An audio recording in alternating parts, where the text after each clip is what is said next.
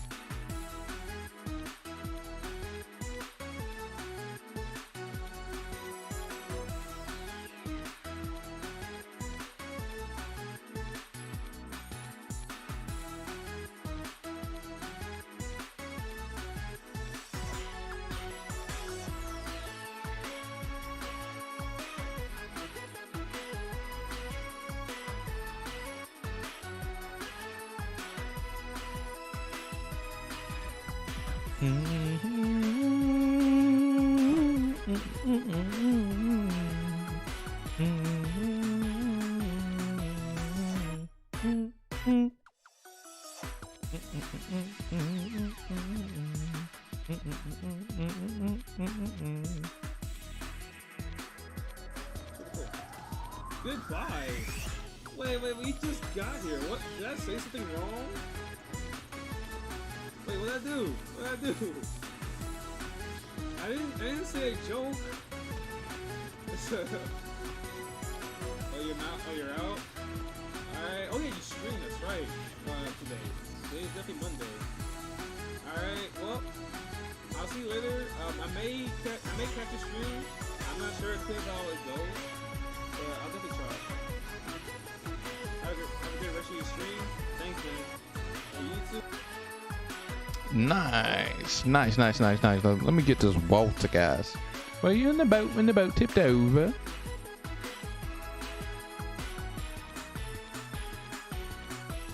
Be right back.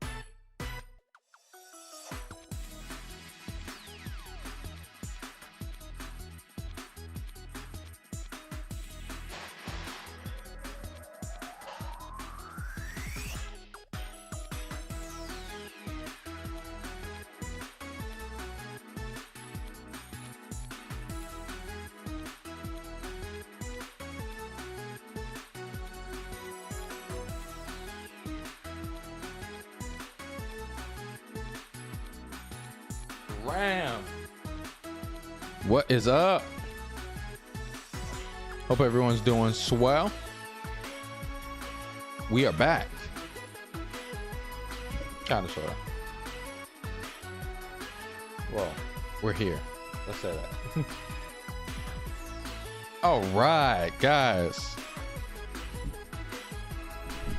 Today's a day. So let's begin that day, shall we? Welcome into the Stram on this wonderful moon day, guys. I hope you guys are having a great time. For I am. Hello. Hello. Welcome in, everyone. Today is another day, another moon day. Today we got something cool to go down for you guys. Pretty exciting. I hit the bottom of my mic accidentally, so that's why I was looking down.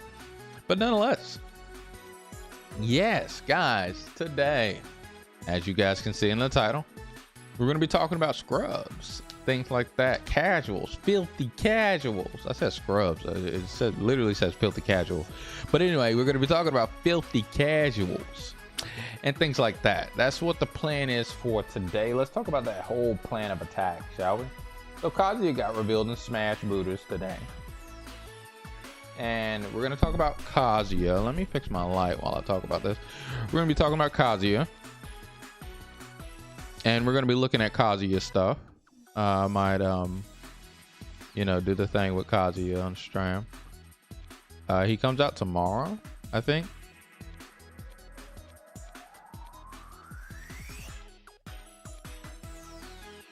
Dude.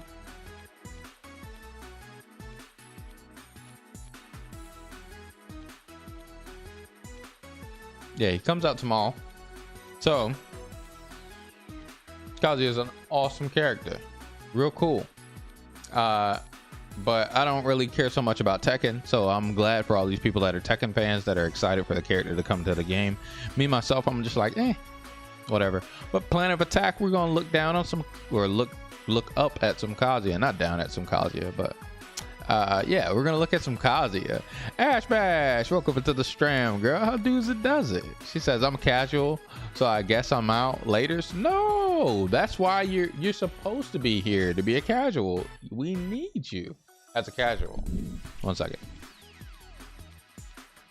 We need your opinion and thoughts on this VOD that we're about to watch and how good it will be. So thank you for coming through. Come on through, chill with us, talk with us. One second, I got a brownie here, guys. Delicious brownie, my baby man. Okay. And beyond that, we're gonna be playing some video games, guys. One of the big things that I want to play today is last time I was falling asleep on that Blade Runners game, but I actually want to give it a chance. I actually want to play it. I actually want to get down on some Blade Runners. So we're going to be playing some Blade Assault. I keep calling it Blade Runners. We're going to be getting down on some Blade Assault. And then, nonetheless, what's up, Brandon? Welcome into the Stram, bro. How does it? And then, nonetheless, we have played a good bit. Once we play, or excuse me, not we have played a good bit, but once we played a good bit of that, we're probably going to either move on to Celeste or we might pop into some Death Stranding. So you guys might see me get scared today. Actually says, I'm all right. How you doing? I'm doing pretty well. I'm doing pretty swell. Had a good weekend. I was beat up. I got my first shot, my first COVID shot, guys. Because I'm going to have to travel and stuff like that. So got to be ready for travel. And man, when I tell you that shot beats you up, like my arm was sore. It was like, oh, that still kind of hurts. Doesn't hurt so bad, but it was like, I was like, ah. And then like, I felt like really feverish and really messed up and stuff like that. But I feel a lot better. Feel a lot better. Feel a lot good. Feel a lot good. Feel a lot do good. But yes, so playing either one of those two games after we play some Blade Assault for a bit. And after we talk about some casuals and things and fighting games and stuff like that, and I think it'll go into a little bit more of a deeper of a talk from that, but we'll see. I think I have kind of like a plan for a tangent, because I think it adds context to people's thought process when it comes to casuals. But that's all the plan of attack is for today. Yo, thank you guys so much for coming through, chilling with us at the start of the stream here. I got a brownie. This brownie is delicious.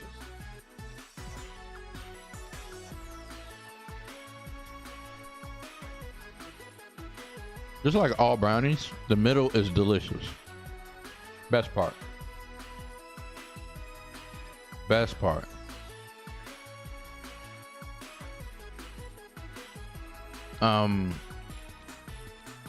So anytime you get a brownie, either wait for the middle or just take the middle,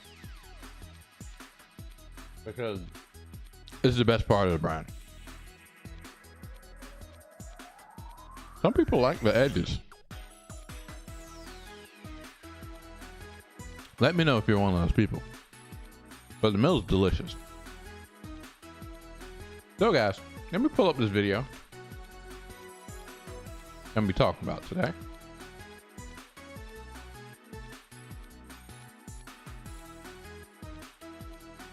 On Maximilian Dude's channel.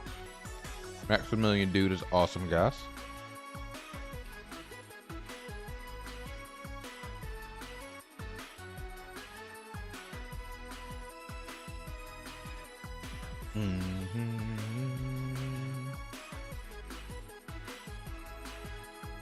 Is there a full version of it?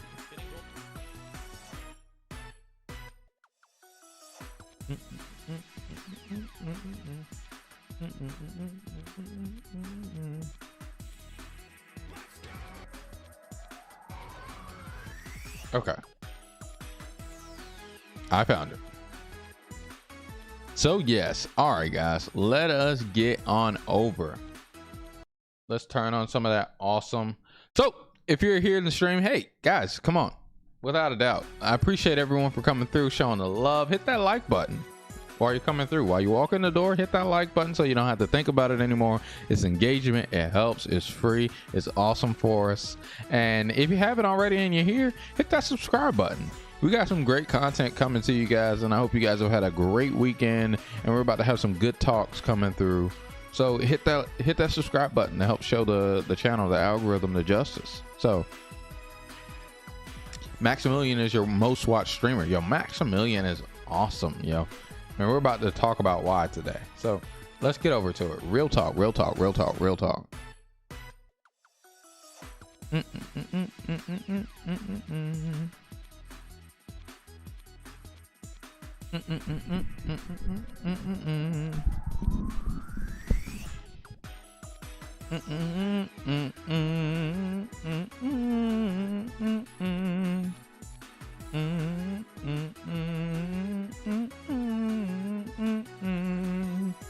Song's amazing, bro. By the way, guys, Amor is so good.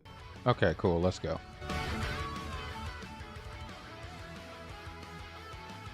Maximilian, guys. I want to talk about casual players. Looking forward to the perspectives that so many people had based on the stuff we talked about on Twitter earlier, and how I think what Guilty Gear is doing to appeal towards casual players is pretty heavy, you know? Games like trying to get people into it aggressively in so many ways. Not just gameplay, but like a lot of different ways. Weirdly enough, the thing that everyone usually tends to go towards is like, oh, they simplified the game, it's more for casuals now, right? And that's why it's getting its success, is because of like game simplification or mechanics. I've been thinking about this a lot today. I think people are not giving credit to certain parts of Guilty Gear Strive where credit is due, as far as keeping a casual player base sort of interested or wanting to try out Guilty Gear for the first time. I think So, first stopping point where I want to chill and talk. Casual is the marketing strategy for Guilty Gear Strive, is what they say. And simplify the game to attract casuals. Let's talk about this. Let's talk about this.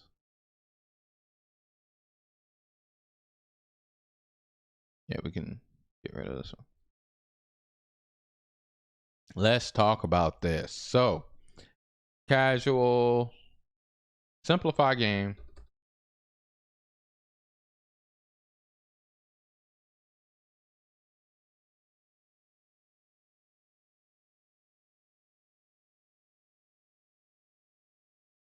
Um,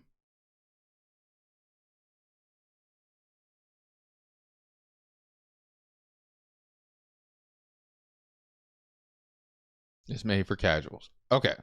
Actually, let me bring up points, and then after that, we'll go back and we'll talk about them all, things like that. How about that? That sound good? That sounds good to me. Great. Cool. There's a lot of things that have come into play for Guilty Gear to be at the point where it's at today. Super interesting tweet earlier today that a lot of people had some. Let me know if it's too choice words quiet, for, guys. and some people agreed, and it's kind of all over the place because one of the biggest issues Guilty Gear Strive has sort of tackled since its beginning, inception.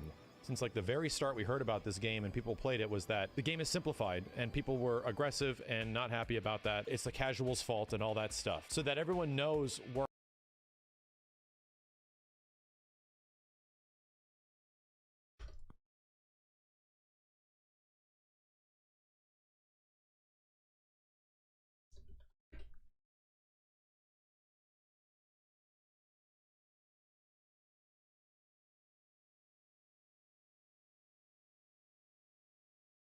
Simplify. A simple game makes hardcore players angry. We'll have that as a point. I'm at. This game absolutely. That's what happened to Pokemon. That's why they're making bank, ironically. Versions of the game. It's obvious that's what happened. But I think this game brilliantly approaches accessibility in ways that is actually incredibly smart.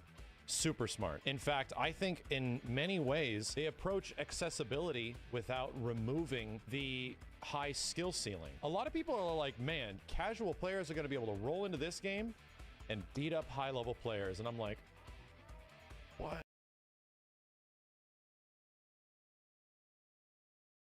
This is a juicy one right here.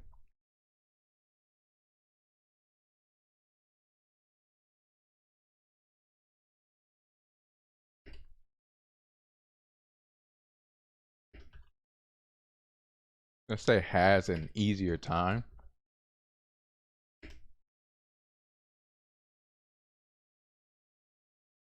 Can I spell today? Jesus. Beating, because it's not about fighting. And it's a pro player that we care about, right? So cool. Let's continue. Genuinely mind blown. I think it's just a lack of understanding about the levels of a fighting game. Some people roll in and they're like, hey man, I don't want to put thousands of hours into a fighting game to learn how to play it, and thinking that that's what it's going to take to learn how to play a fighting game. This game alleviates the thousands of hours it would take to learn how to play a fighting game. And I'm like, no, definitely not. There are absolutely elements at the highest level of Guilty Gear, at least currently. We're only simple game. Less time you have to put in to get good. I was about to type food. only 1 week into this thing that is going to take a hell of a long time for people to fully absorb and understand. So I really don't agree with that people think that I can just jump in immediately, start being good at a fighting game, and I'm like, it's like that person, everyone has this friend. I had friends with a game called Soul Calibur when I was younger, and everyone thought they were a god. I am a god at Soul Calibur. Nobody can beat me. I have never lost to anyone. I am like, everyone has always had this game where they're just like, geez, you're just amazing at this game. You're the basement king, until perspective You're the basement king. and then they get totally blown out by what is actually the next level, if not the next level of how high that game actually might go. And you realize, oh, it's way more deep and nuanced than I thought. And this is why Guilty Gear Strive is incredibly effective at the certain elements it is utilizing to make casual players stay interested. This all was procced by the very obvious element that recently got revealed from Arc System Works, that the game's doing well. In the first week, the game has shipped 300,000 units. That's huge. That's actually... Guilty Gear has shipped 300,000 units. That's another point, guys.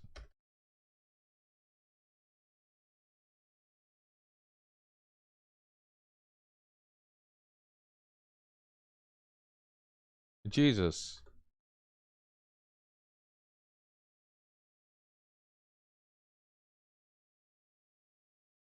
Oh, we should also start this off with saying what is a casual? player. Ashby says, if high skill players are getting beat by newbies, then maybe it's the high skill player. Get good, self-reflect. Maybe you are the problem. Hey, Ashley, listen. You're preaching to the choir. What's good, Jeff? Welcome into the stream. Just in time to join the talk about the casual player. Let's continue. Let's continue. Friggin' huge for a Guilty Gear game. That's just shipped. That's not even digital. We don't even know. A lot of people might be saying 300K, that's like nothing compared to Tekken, to Dragon Ball, to any Capcom game, even the failing Capcom games like Street Fighter Cross Tekken or Marvel vs. Capcom Infinite. That's nothing. If this was a Capcom fighting Danny, game, welcome into the stream. How does it does it? Everyone that's coming through, chilling. I appreciate you guys. I love you guys. Hey, hit that like button on your way in. Show the channel some love. Let's get that stuff up so we can keep ourselves going and growing, guys, out here. Oh, look blurry, guys. Oh, yeah, no, cool. And the first week they only sold 300K. They might have taken the Dunning-Kruger effect. So all things considered, for the sake of Arc System Works and Guilty Gear as being an independent franchise, right, that is owned by Arc System Works, this is huge. I heard from a friend at Arc System Works back in 2014. I can't remember exactly, but it was 4 to 6 months after the game had come out, and he told me the game sold about 90K, and this is for a little game called Guilty Gear Xrd Sign. So the game, there's a common tendency for people to overestimate their competence in one or other areas. Oh yeah, you're talking about what Max was talking about. What's up, Brian? Welcome into the stream, bro. How does it does it?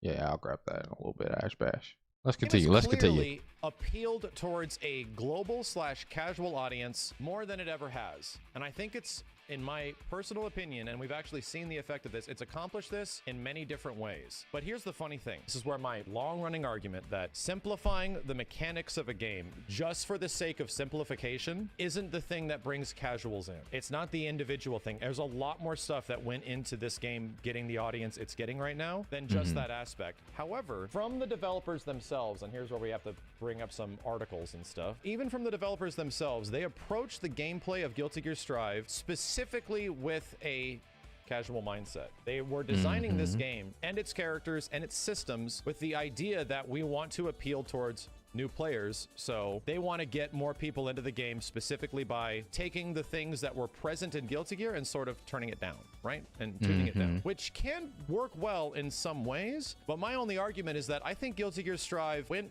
a bit too far, even though it's still an insanely diverse game, easy barrier of entry, and a really high level one. So, for example, they remade everything because with all the extensions up until now, they're talking about Xrd, Rev 2. It was difficult for new players to get in. We're also aware that there's now a global market for fighting games different than when Xrd came out. And they also argue that since the development costs of games are going up and the user count goes down, the more Revelator games that came out, the less they were selling. They needed a way to get people to play Guilty Gear and the brand and play the game today. But they had to make drastic changes because of that. And this usually came down to gameplay aspects. They do mention some design things, which people, clearly. But other things like making sure the combo amount is reduced. Shorter combos do more damage. And they know that this is going to come with a lot of pros and cons. We talked about this before, how always an aspect when a new fighting game comes out, you are sacrificing a bit of your existing fan base to grow a bigger fan base. Strive 100% achieve that. That's a very amazing point right there. Sacrificing a bit of your existing fan base to grow your fan base. Because that's the one thing that people don't think about when it comes to new fighting games. They don't think about they just look at it as in when I played the fighting game. They're like, I want I'll get to this later.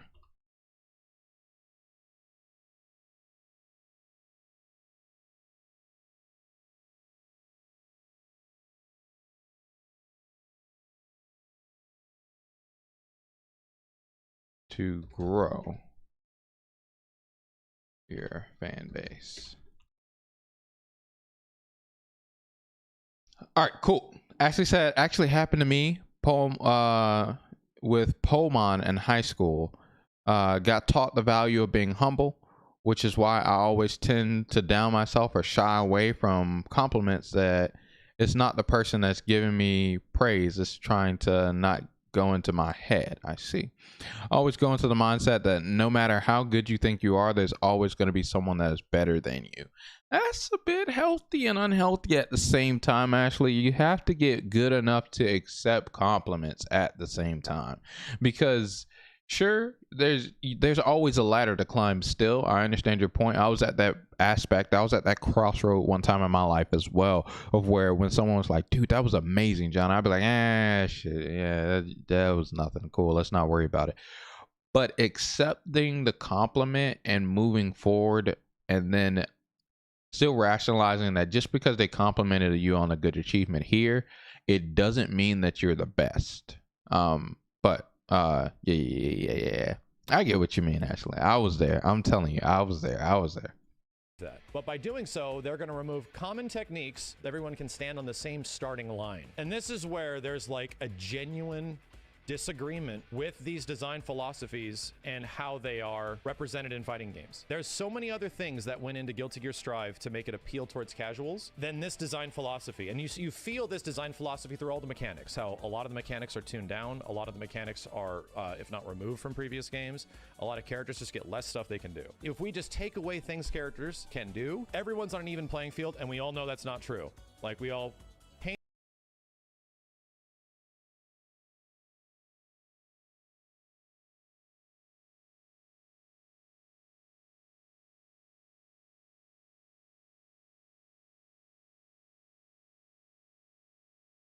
on even playing field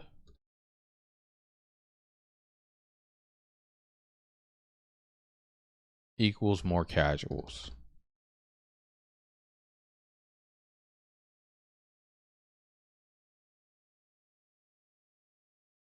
All right. painfully know that even at a very early level, fighting game casuals have no understanding of. She said, "I do, but I don't." I'm in the middle. Of footsies, of anything like that. Right? It's good balance between humility and humbleness. Which is a comment that Dan Fernacci, which is a dude that previously worked on Killer Instinct over at Microsoft, went on to make a little game you might have heard of called Rivals of Aether. Yeah, he's had a direct connection with his audience and trying to make his game appealing towards players and building that audience over many years now.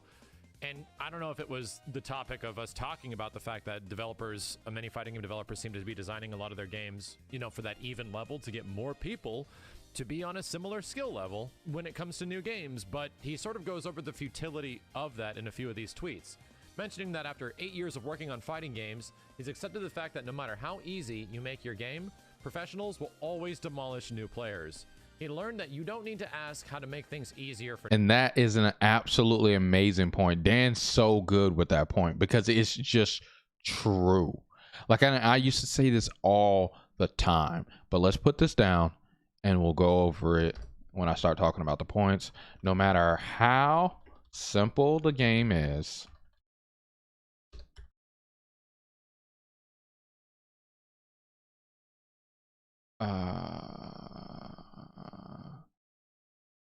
pros will demolish new players. He's accepted the fact that no matter how easy you make your game, professionals will always demolish new players. This is so true. That you don't need to ask how to make things easier for new players. Instead, focus on making the most basic actions feel good, and each new thing they learn feel even cooler. This.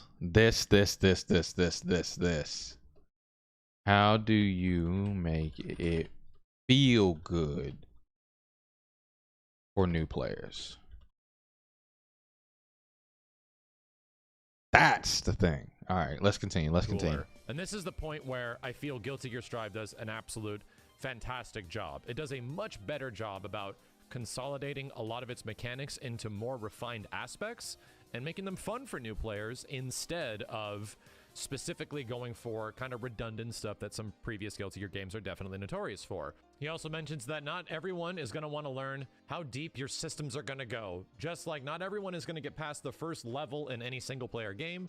Instead, just focus on making all the systems as fun as possible if they just scratch that surface.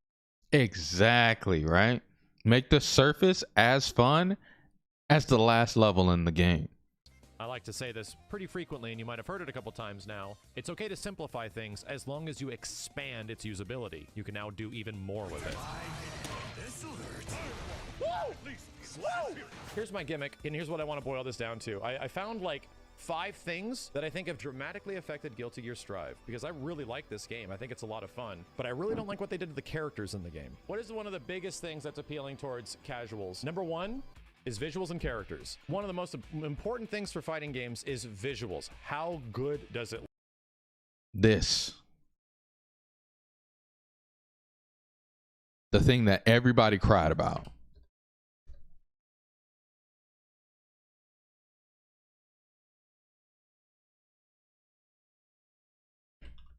And I kept quiet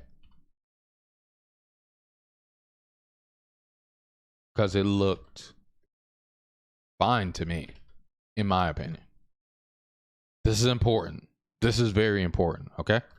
Look, this game looks damn good, right? Arguably one of the best looking fighting games ever. It's bombastic visuals. It goes over and I'm the talking top about with effects. It just looks ridiculously impressive when you see it. That is naturally like, damn, that looks dope. I want to try that game out. That has caused other streamers and a lot of other people just to check the game out, you know, just on the fact of visuals and nutty looking characters alone. Number 2 is 100% the netcode. The netcode has set up for situations that allow more people to play each other more consistently than almost any other fighting game in a hell of a long time. Also, the matchmaking, right? The lobby ranked system, the heaven matchmaking system is so good at keeping you away from the players that'll whoop your ass that it's brilliant. And so I think a lot of people take this for granted. I guess so. I don't really, I didn't even know about that one. The initial tutorial that ranks you, you just get stuck into floor 6, but you're not even accounting for the fact that before 6 is 5 other floors of where like 80% of people are playing this game.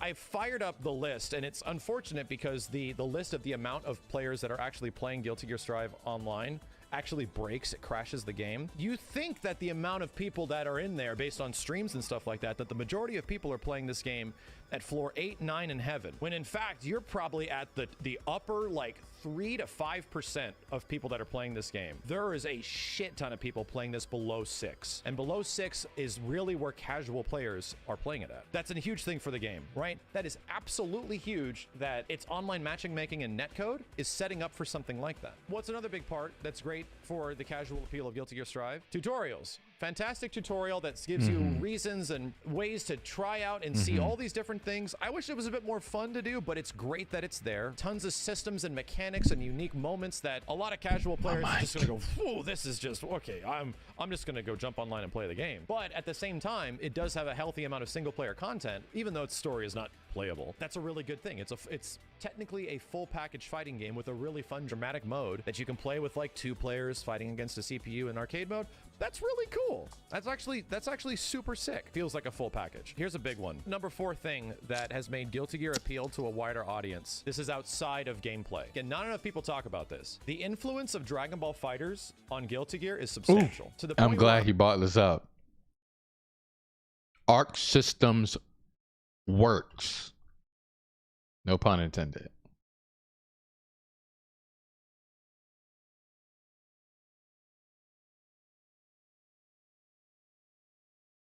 Name they built for themselves.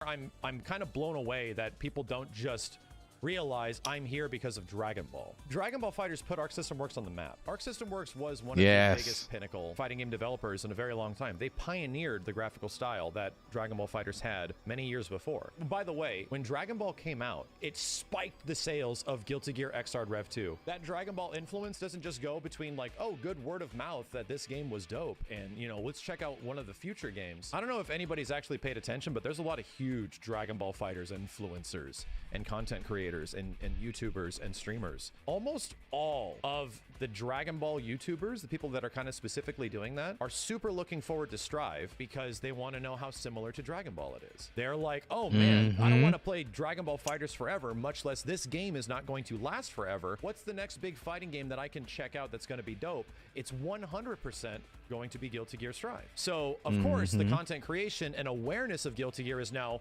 astronomically bigger. Why? Boil it back. back because Dragon Ball Fighters put Arc System Works on the map. Dragon Ball Fighters introduced a brand new era of FGC players, people to fighting games, to competitive fighting games that never existed before. I think Dragon Ball's influence is huge and the reason why this game is appealing to more people than ever before. But let's talk about gameplay mechanics, because number 5 is gameplay.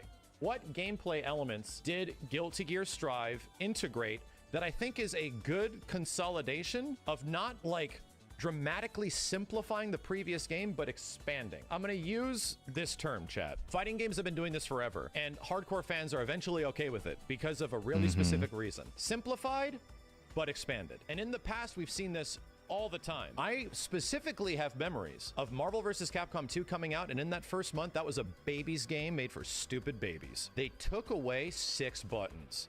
This baby Marvel vs. Capcom game for stupid babies only has 4 buttons. What a baby, dumb baby game for babies. And nobody was willing to adopt it or get into it. A little bit of time passed and everyone realized how crazy it is and how the assist system is nuts. They simplified the game, but they expanded it. And I think the RC system in Guilty Gear Strive is brilliant. It is the perfect definition of that shit, dude. The RC system is so ingeniously streamlined of taking all the different elements that were present in the RC system going all the way back to old Guilty Gear games that it's brilliant. It's so smart that it will allow for unique interactions, and that thing that all like the people, this game's too boring and slow and all the characters, it's just nerfed, it's not XR'd. I don't agree with you, because 100% the RC system is so much more interesting than it was in the previous game, and way more fun than it ever has been. And that also sort of complements another part of the game, which is 100% a simplification, but something I don't dislike. And it's the damage. The damage in Guilty Gear Strive is fucking nuts. 25-second long double RC wall combo in Guilty Gear Xrd, it would take off the same amount as like a 6-hit combo in Guilty Gear Strive. And here's the damage in Guilty Gear Strive is high, and we talked about this before slightly.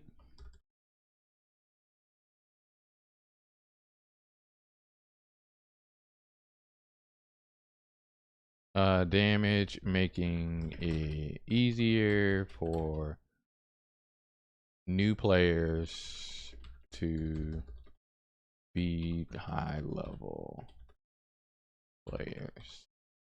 And we're going to talk about these. We're going to talk about these guys. We're going to get into the goods about these guys. I like the damage.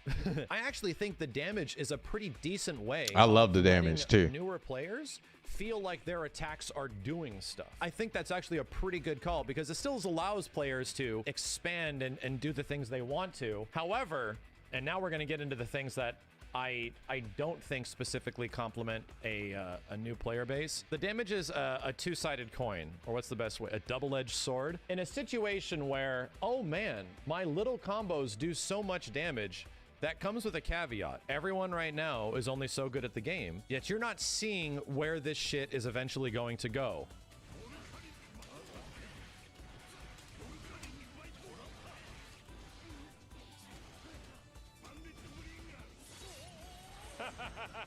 He's dead.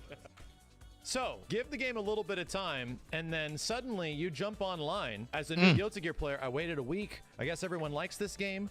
I'm going to jump online and see how it goes. And you get hit with something like this. You think that's motivating? You think everyone's going to be like, damn, this game's dope. Every time somebody touches me, I lose 75% of my health. Even if that happened on Potemkin, you're still losing like 75%. To consider, things are being optimized at a rate that is insanely fast right now. And we're very early into this game. Not everything is figured out at the start, right? It's Everyone's just silly damage for some characters. No. This game definitely is going to have shit later on that will lead to situations that is nuts. How many combos have you guys watched just today of people doing absolutely insane damage in Guilty Gear Strive? I think that's okay. I actually like this. To me, this is nutty.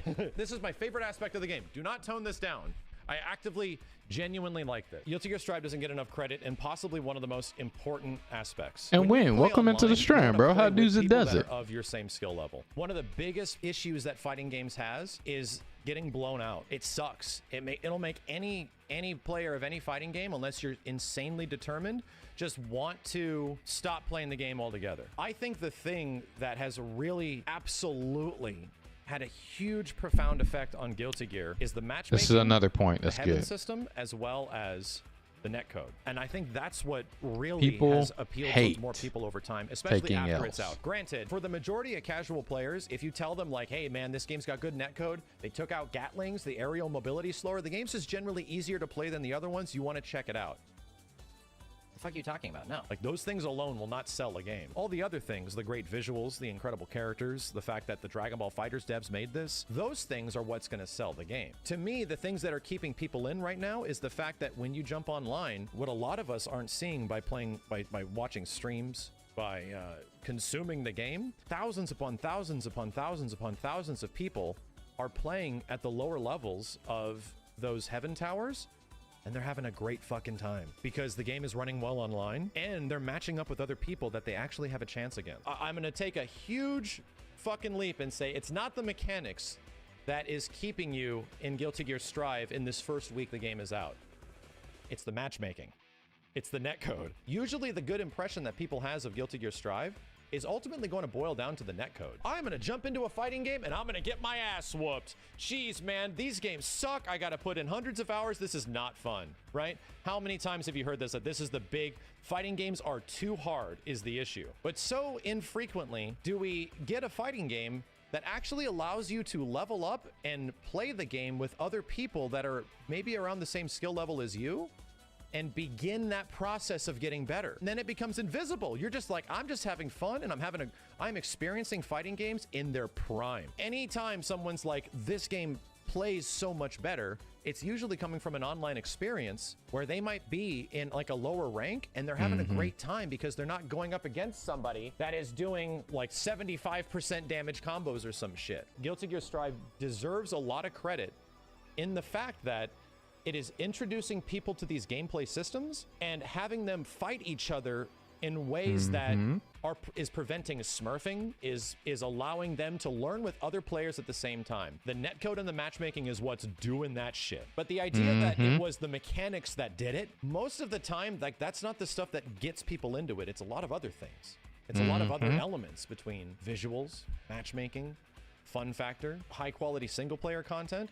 All the elements that usually result in very well-selling fighting games. Again, I'm talking about sales. I'm not talking about people that eventually convert, right? And then go to tournaments. That's a completely separate thing. Establishing friends and growing camaraderie and all, that's a completely different thing. Guilty Gear has had a problem with sales. And that is where I think the big efforts from the developers in terms of we need to appeal towards casuals by removing mechanics and taking away things, but at the same time, we're going to do some really smart stuff with the RC system. I agree with a lot of gameplay stuff that they did in this game, but then I really disagree with some of it too. Long story short, I think Guilty Gear Strive has plenty of depth. It actually has a very good earlier barrier of entry. It actually has I'll explain that in a second, Chris. That is expanding and expanding and expanding and getting crazier. We're almost done with this video. Let's just finish it up. On some Twitter clips, and I'm like, fuck, dude, this is getting crazier and crazier and crazier. And here's the funny thing, that's going to change.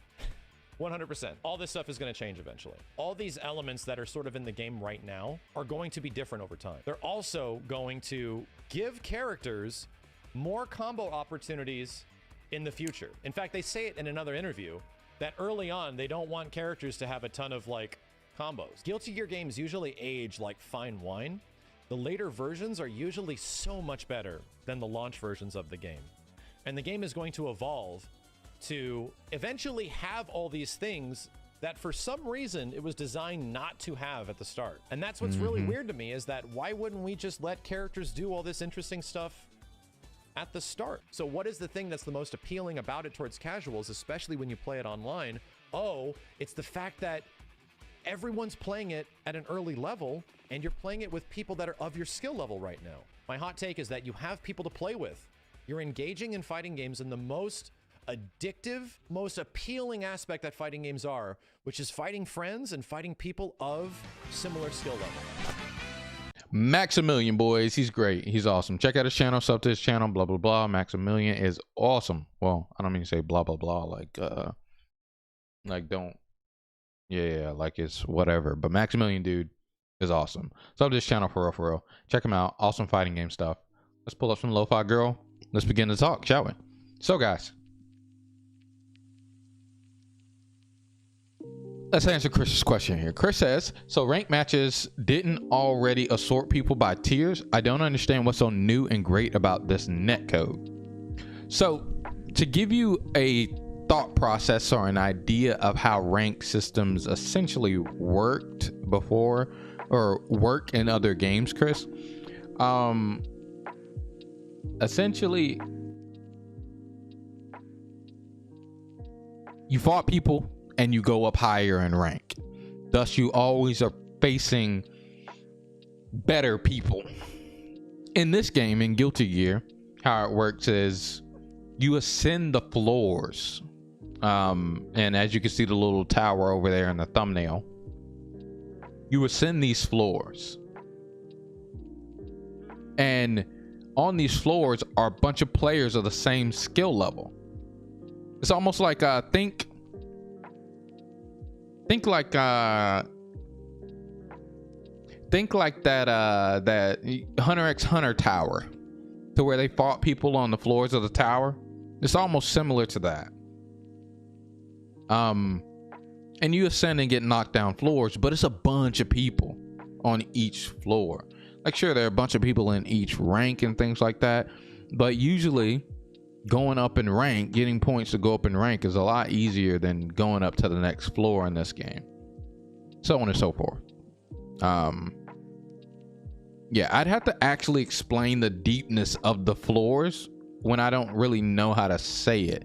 But just understand that it's floors with a bunch of people of the same skill level, where in ranked, you don't necessarily get that. Not like Duel Links, not like Duel Links. And the netcode is different. Rollback netcode is talking about the connection between players. It's just the matchmaking is what he's talking about when he's talking about assort people by tiers.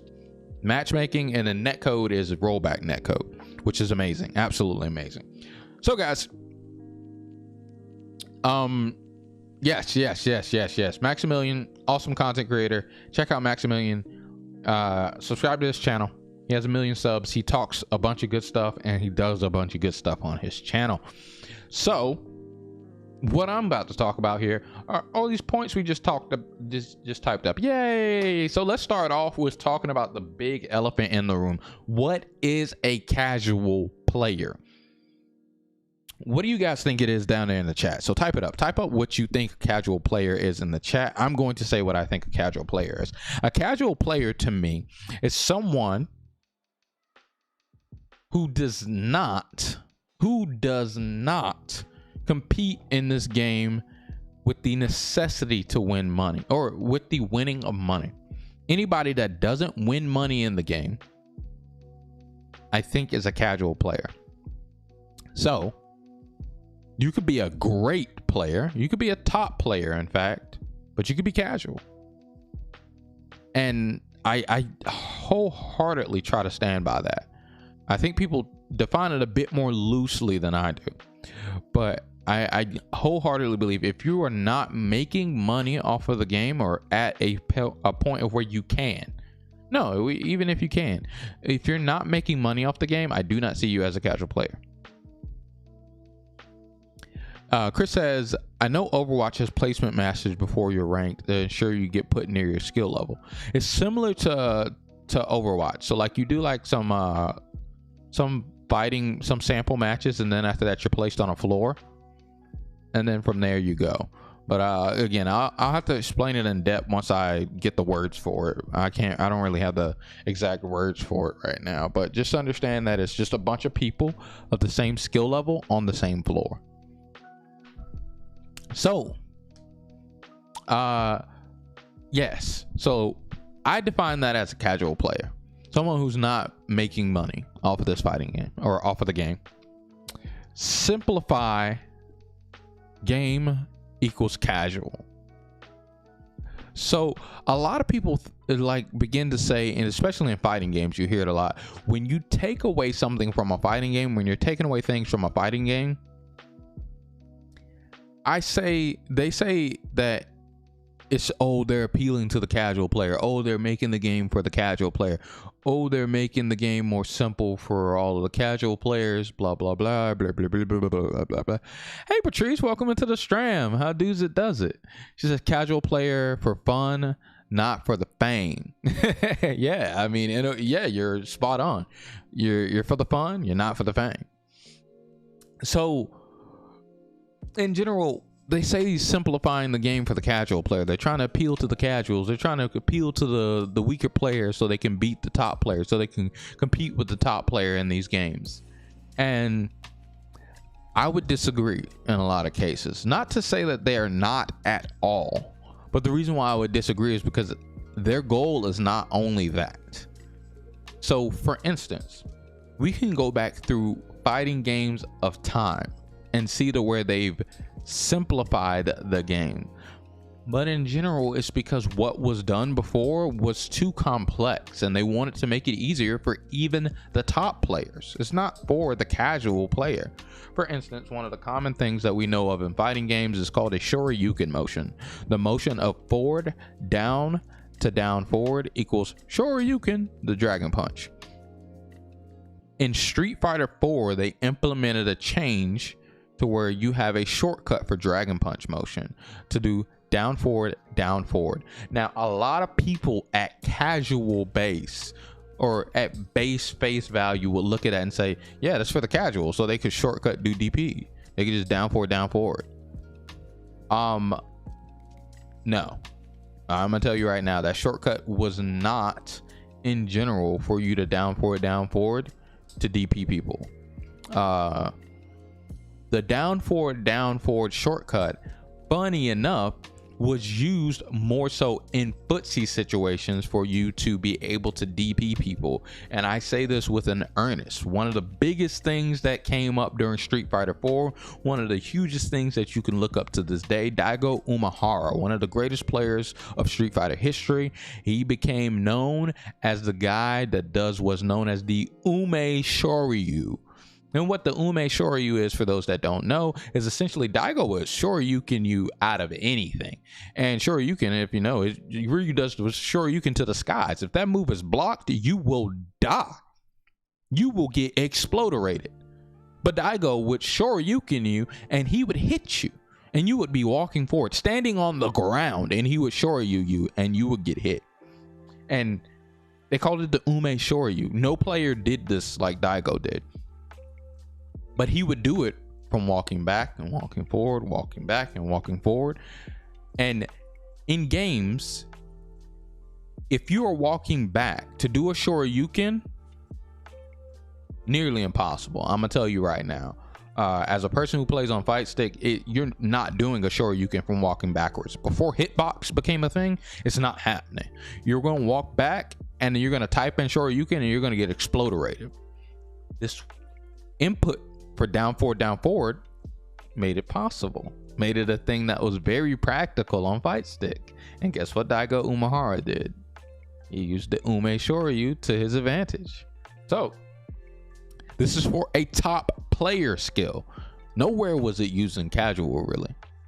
Hey, what's up, Alex? Welcome into the stream, bro. How does it? So that made walk up Hado real hard to do. May walk up, yes, it does make walk up Hado a bit hard to do because of the down forward input. You're absolutely correct. That shortcut, and they don't have it in the newer fighting games anymore, but it was put into that one specifically because of the thought process of at intermediate and high level play. Walking back and forth and doing a Shoryuken was nigh, or walking back and doing a Shoryuken was nigh impossible. What's up, Black? Welcome into the stream, bro. As you can see in the title, we're talking about filthy casuals and things like that today. It'll be perfect. You'd enjoy this talk, fighting game talk. So yeah, that is why that was put into the game. But you talk to all of my friends at the time. You talk to all the people who talked about fighting games at the time. They're just simplifying the game to make it easy. They're making the game so simple, so easy for the casuals to be able to fight the top players. I'm gonna tell you something, guys. Street Fighter 4 was one of the most technical fighting games I've ever seen in my life. Not saying that it is the most technical. It's one of the most technical fighting games that I've ever seen in my life. It had things in that game that I'm like, that you talk to me now, I don't like Street Fighter 4. Absolutely crazy of a fighting game. Unblockable setups, these things like that. Option selects out the wazoo. That game was unimaginably, insanely no. But now, what I tell you, I bet you won't believe. At the beginning of Street Fighter 4, there were so many people coming from Street Fighter Third Strike saying this game is trash. They made this game way too simple. They took away all of my options.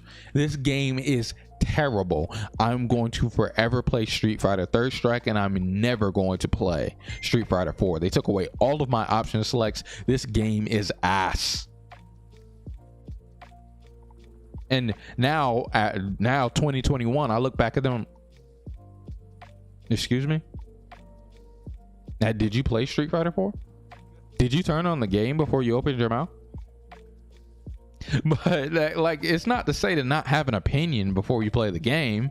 And sure, your opinion can change, but it's just, come on, guys. Like, what we experience is not the truth always. And people really need to understand that. Like, we don't always experience the truth. Be proud of your experience, speak your experience, but it is not the truth.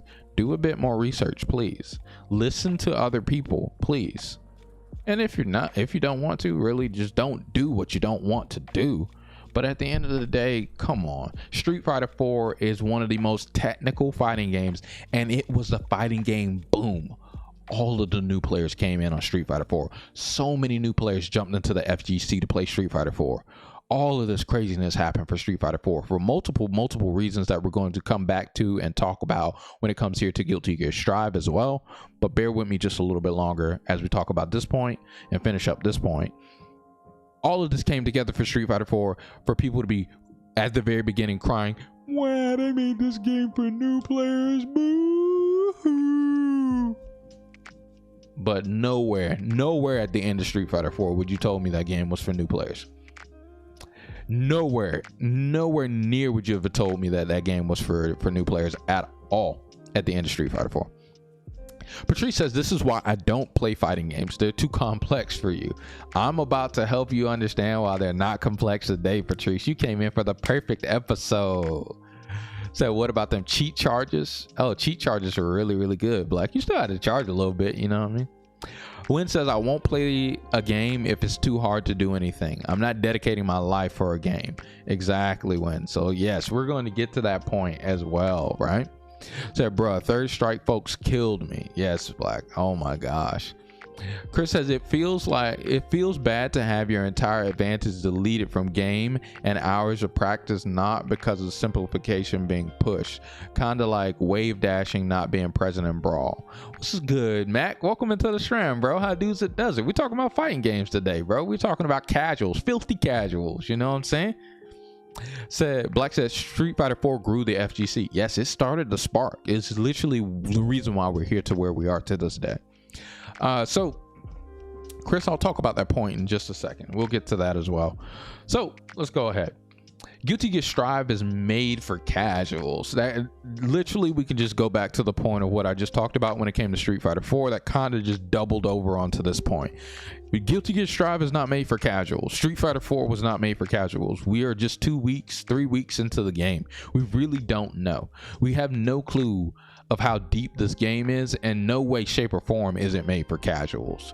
The pros will always beat an outcome on top of the casuals. It just will always happen every single time. So I'm not gonna continue on that point because we have that somewhere else. So let's step on.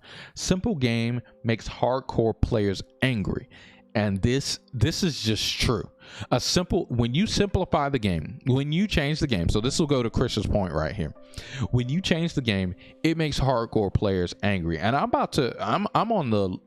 completely on the left side, where people are on the right conservative side when it comes to this. I'm completely on the left, more liberal side when it comes to this. People get so upset. Let me give you guys an analogy, okay?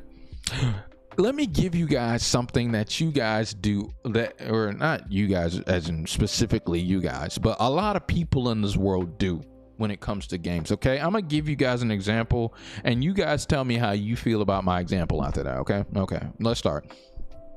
So, you know, one common thing that people do all the time is that, like, the new fighting game comes out and they're like, dang man, this is so different from the last fighting game. I fucking hate this. They took away everything that I had in the last fighting game. I'm playing my fucking favorite character. He's fucking different. He's not even the same. I don't even press the same buttons. I fucking hate this game, man, dude. Like, why they do this to me? They're fucking terrible people, dude. Like, why would they do this to me? Build me up to love this fucking character. I practiced this character for 15 years and then they fucking just change the dude in 1 year or in one new game. Like, come on, man. This game is ass. This game is terrible. All right. And then E3 happens that year. They're sitting down watching E3. They chilling. All right, cool. Some new games coming out. And then it comes around to that favorite time of E3. Guy comes up, shoots the basketball. Guy comes up, holds the gun, Call of Duty. Got. Like, man, fucking Call of Duty games, we fucking releasing the same game every year. They release the same fucking game. They don't change nothing about the game, but they charge you fucking $60 for the game. They release the same damn game, new roster. Nothing's different. What the hell? How do they keep getting people to buy this game? They release the same game. What the hell? Like, how can they do that? Just release the same game? These people that buy this game are stupid. Stupid. They just buy the same game.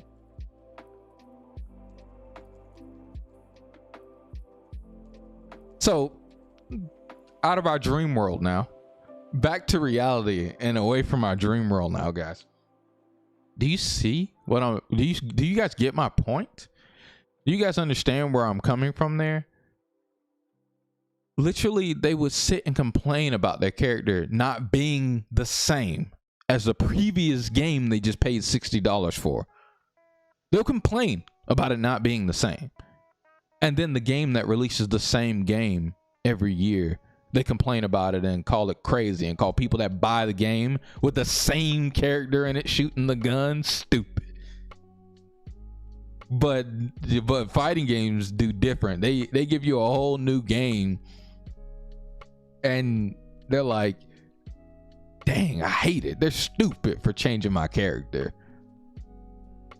Huh? Guys, come on. Like, when a new fighting game comes out, I want a new fighting game.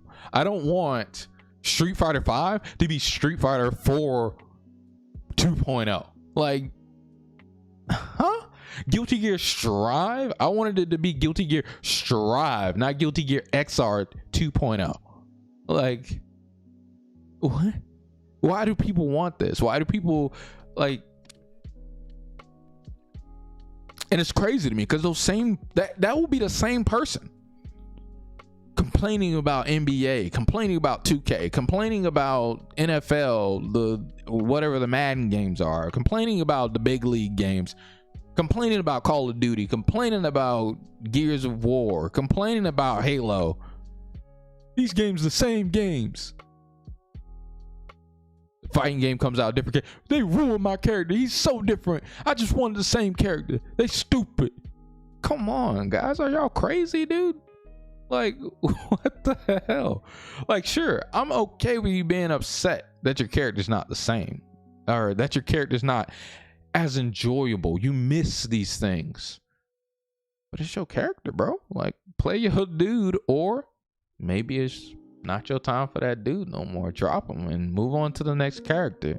Did you like the game for the game, or did you like the game because specifically that character was in the game? Because that's okay. Like, there are plenty of games like Smash Brothers Brawl, for instance. I loved Toon Link so much. I love Toon Link. But in Smash 4, I fucking hate Toon Link in that game. I did not play Toon Link. I didn't call Smash 4 bad because of that. The reason why I didn't like Smash 4 was because of other reasons. It's not because Toon Link was bad. Not because my character that I had pride and joy and loved and got and used all those years in Brawl to get good with was terrible in Smash 4. It's not because he was worse in Smash 4. It's just because I didn't like Smash 4 for other reasons. I don't hold that to my character being different and the game mechanics being different. That's silly. I would go back and play Brawl. So let me catch up on chat. Tree says I'd rather shoot people than fight. Hey, nothing wrong with that. Play some COD, you know, get down on it. Max says, not gonna lie, I'm learning Third Strike and it's toxic, but you're with it. Yeah, the Third Strike community is pretty strange, bro. Chris and Black are talking about wave dashes.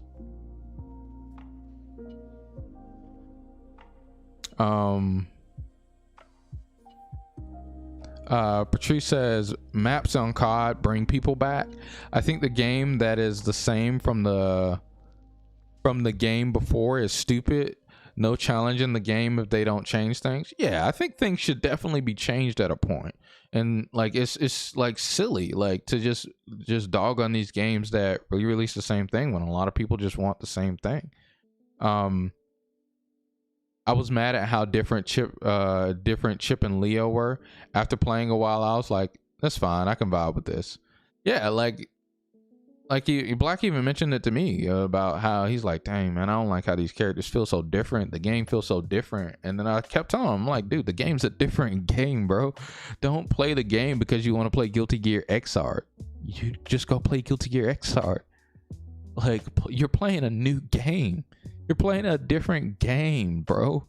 You're paying $60 for the same game is not fun. It is not happy inducing. That's not something that even I want to do. I don't want to pay y'all hear me complain about that all the time. I don't want to pay $60 for most of these new games that come out because I don't want them to be anywhere near the same game as they were before. I want a new game. I want something that has different things in it. My characters don't have to be exactly the same. Give me something exciting, something to learn, something to grow from. Thank you for coming to my TED Talk. I'm glad you guys understand where I'm coming from when it comes to this new game, same game thing. And if you guys are one of those people that do that, I'm not trying to dog on you. I'm not trying to call you stupid, even though I said that. I said it for the jokes. I said it for the laughs. And hit that like button, by the way, guys, because of the jokes, because of the laughs. Come on, hit that like button. Get the like reactions up. I don't even know where it's at, but let's do it. Let's get it higher. Let's get it to the moon, guys. And hit that subscribe button if you haven't already. Thank you so much for coming through, all my new people, all the people that are talking with me, all the people that are just sitting there ninja watching. Hit that like button, hit that subscribe button for me. Show some love to the channel. It helps YouTube actually do its job, right?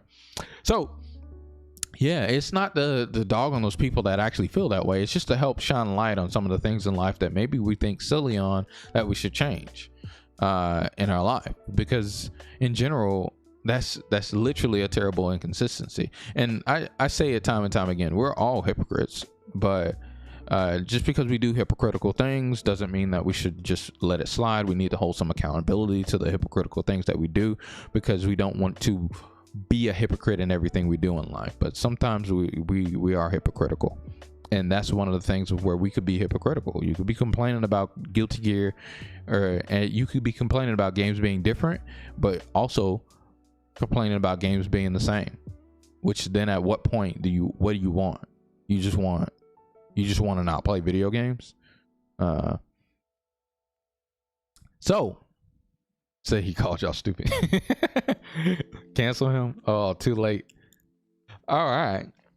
So next, we have simple games mean casual player has an easier time beating a pro player. This is a point that I had the discussions with a lot of my friends about.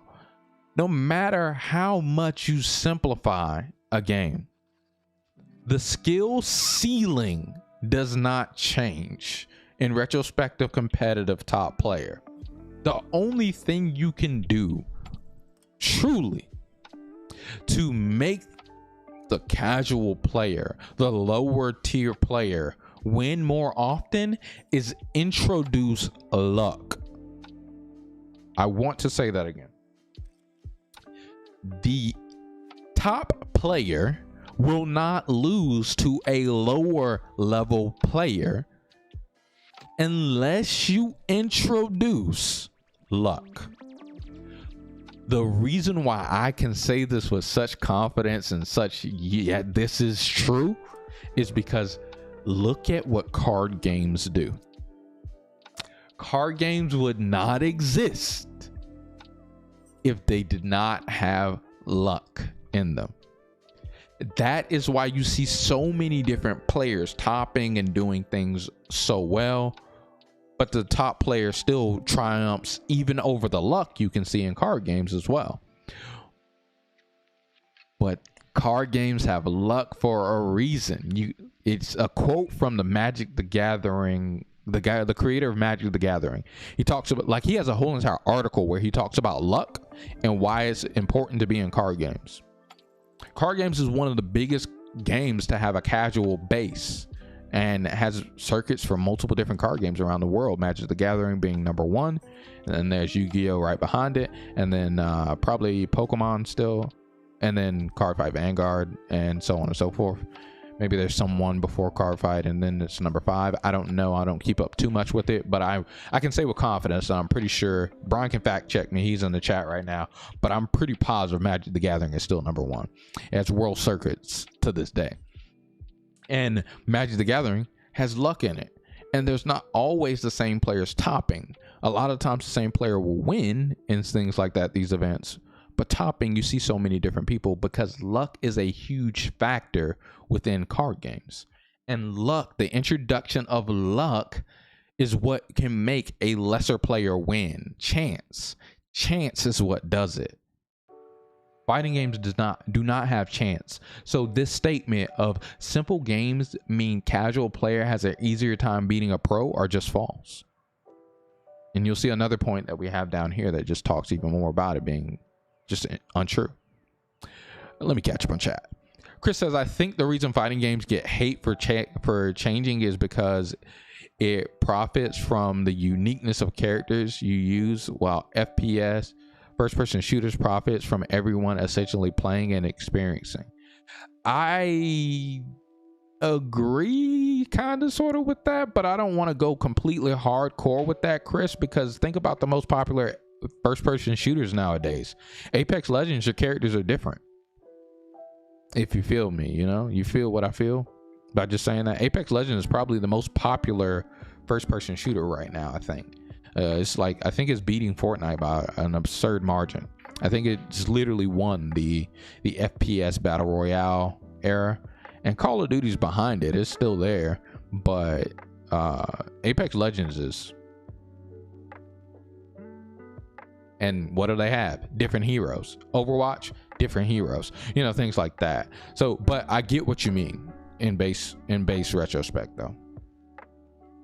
He said through the same medium. Anthony says, it took me a minute to understand this, Sally. Yeah, man, it's okay. It's okay. It happens to all of us. Chris says, if Master Chief gets an upgrade, everyone wins. Oh my gosh. Devontae says, beep luck. RNG is my dump stat. Oh my gosh. What's up, Devontae? Welcome to the stream, bro. How does it? Chris says, not the same character loyalists in fighting is not the same for character loyalists in fighting games. Sometimes they have to change or get rebalanced, while others still have the advantage of familiarity because they don't have to relearn. You mentioned Apex Legends. Apex Legends is a nice game. Yeah. So to Chris's point, there will be exceptions to the rule, but that does not make the rule false. Like in real life, right? Like in general, we know that a male is a male and a female is a female, but there are exceptions to the rule. Transgender do exist. Shout outs to my transgender people. I love you guys. Keep your heads up. Just don't be crazy. Okay? Because we're all people out here. We're all here fighting for your rights. But in general, there are exceptions to the rules, right? But we're not going to go everyone wipe away their gender because trans do exist or whatever. And they're not fighting for that, and that's not what I'm trying to say, but I'm just trying to combat Chris's point in a little bit is because, like, sure, there are exceptions to the rule. They do nerf characters in games. They do change characters in games. They'll make certain characters worse and play different, and you have to relearn your character, while others just like, ha, I'm playing the same character. But I mean, sometimes it be like that, Doug. Like, I'm probably gonna be like that in a little bit, you know. Season 2 Soul might be hurt, but I'm not gonna be mad. I'm gonna play the game, you know what I'm saying? Or drop Soul. Let them say my boy Senkise comes out. Hey, what's good, Tariq? Welcome into the stream, bro. How does it, dog? What's good? What's good? So yes. Now, moving on to the next point here. Simple game means less time you have to put in to get good. This is so true and untrue at the same time. I agree. Simple game means the less time you have to put in to get good. The floor, I'd say the door is easier to open, but to walk up the steps is still difficult depending upon how many top players you have. Getting to be good is hard, but to get in the door is way easier, and I think that is the most important thing when it comes to accessibility. Accessibility is the most important thing when it comes to anything ever. Let me take a hit of water.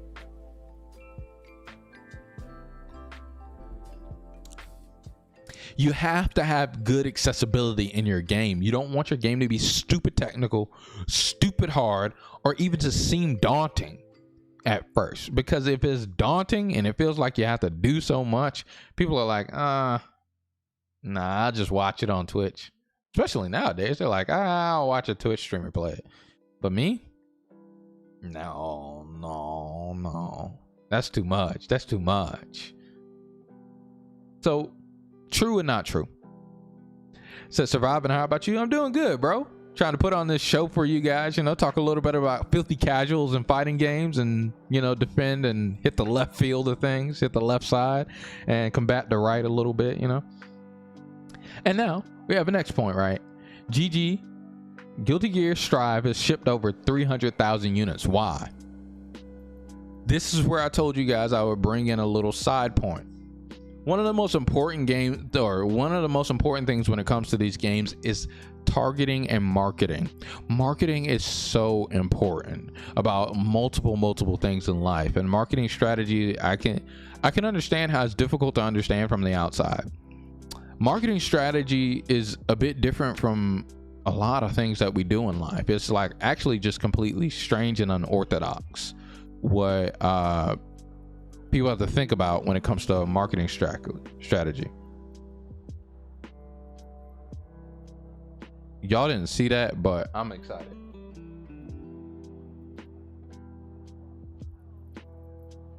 Hold on one second, guys.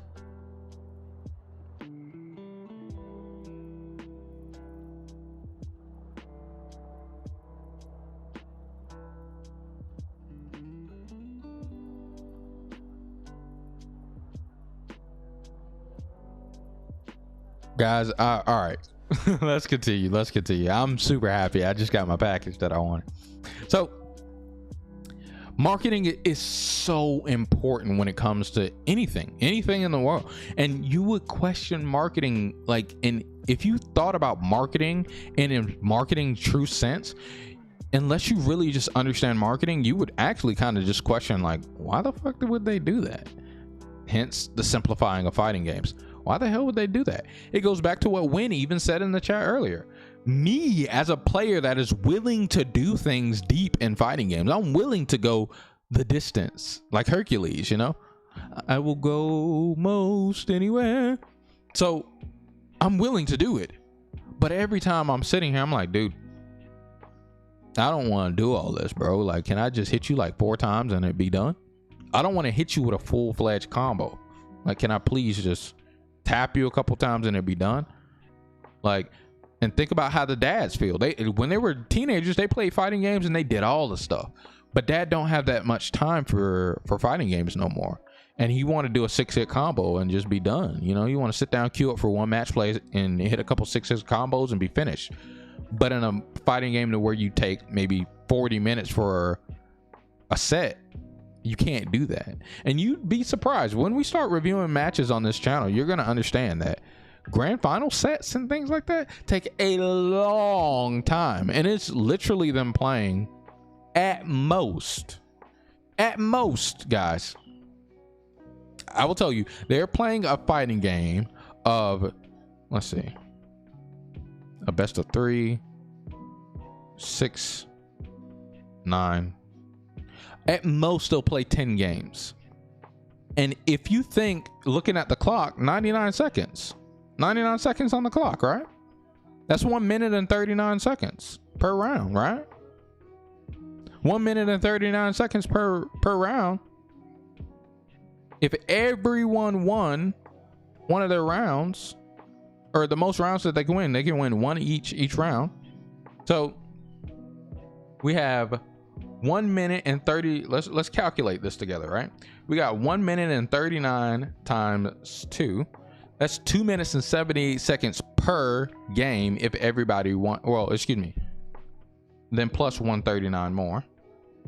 We have 4 minutes and 17 seconds per game, right? And then we times that by 10. That's 41 minutes and 70 seconds. If everyone won the max amount, right? But I'm gonna tell you right now, that's not the case. We'll watch grand finals and someone will get swept in grand finals. They'll lose all games. They'll lose 3. We'll have 3 games in grand finals and it lasted 30 minutes. And you're like, why? Why is this the case? And I'm gonna tell you right now, it's because fighting game 1, the fighting game timer is not the timer that you think it is. But 2, it's because this is the way people play. People play really slow. They take their time. They do their things that they need to do. And it's because also fighting games don't have high damage in a lot of cases. But Guilty Gear Strive is changing that. They're simplifying that. They make it to where your combos are shorter. They make it to where the damage that you do is more. So you feel the gratification. So you can be dad, queue up for a match, beat up some dude in a round. Cool, that was my game for today. All right, honey, what can I do for you? like right after that, you know? So let's catch up on chat. Anthony says, I say it's more false than true. Top 8, top 16, top 32 is still a challenge. It's a lot.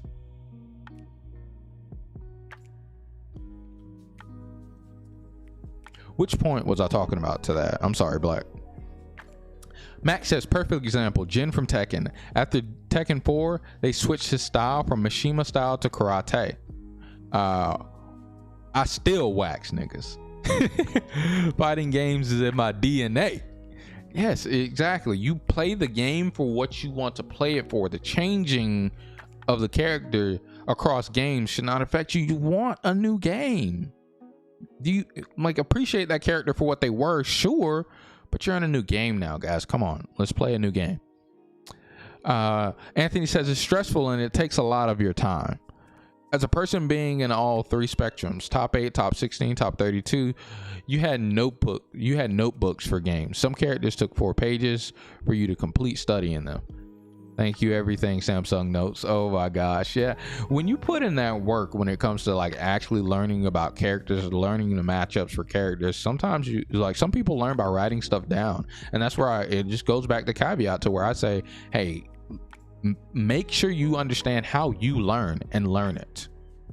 So learn the game in the way that you learn it. Learn how you learn first, which is difficult, but learn how you learn, and from there you'll be able to learn anything in life. You'll be able to learn your job easier. You'll be able to learn your craft easier. You'll be able to learn any game that you want to play easier.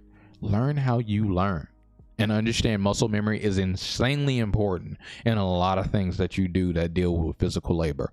Because once you get the muscle memory down, turn off your brain for where you need to be. The new besting the pro point. Okay, new besting the pro point. He says, I say it's more false than true. Top 8, top 16, and top 32 is still a challenge. It's a lot. Yeah, I agree. Like literally, the noobs, like some newer players will get in there, but again, it's not because it's because the top player gets bested by it. Like literally that set, the top player played worse than the new player, and a lot of other people want to dodge accountability, like the viewers, or maybe not the person that played. I don't talk directly with the person that played, but we'll be watching. Me and a friend will be watching the game together, and they'll see one of the best players in the world lose to somebody that they've never heard their name before, and then, man, this game is whack. This game is trash. Like they just made it so much easier for new people to beat better players, and it's like, but he wasn't better in this game, bro. He lost. He literally lost this game, bro.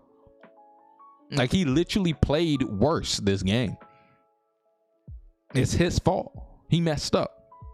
But you just want to make his accountability, like take his accountability away from him because he lost. I'm pretty sure he's sad because he lost, and he's like, damn, I fucked up. He's not like, damn, fuck this game. He won because the game has some shitty mechanic. Now sometimes they are. And when they're like that, I would look at them and be like, you need to be accountable, bro. You fucked up. You know what the game is. You sat down. You picked up the sticks. You the top player. You know this game. But you lost. That's your fault. So, yes. Next. Ashley was talking about the Dunning-Kruger effect. Let's pull up the Dunning-Kruger effect. Oh.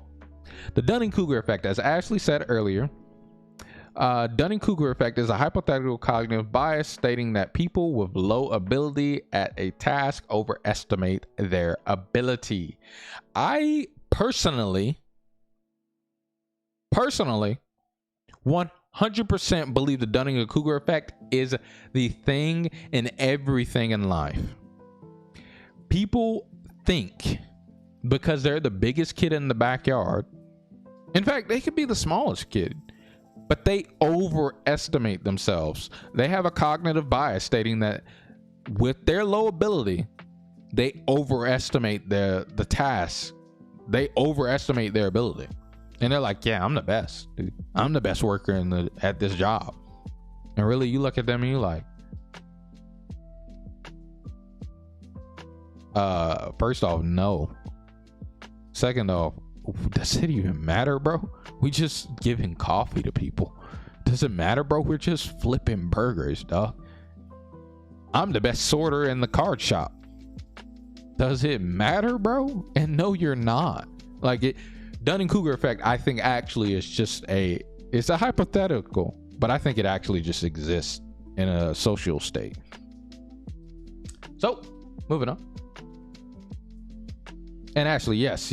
Stop underestimating yourself. Don't feel like you're getting played into the Dunning-Kruger effect.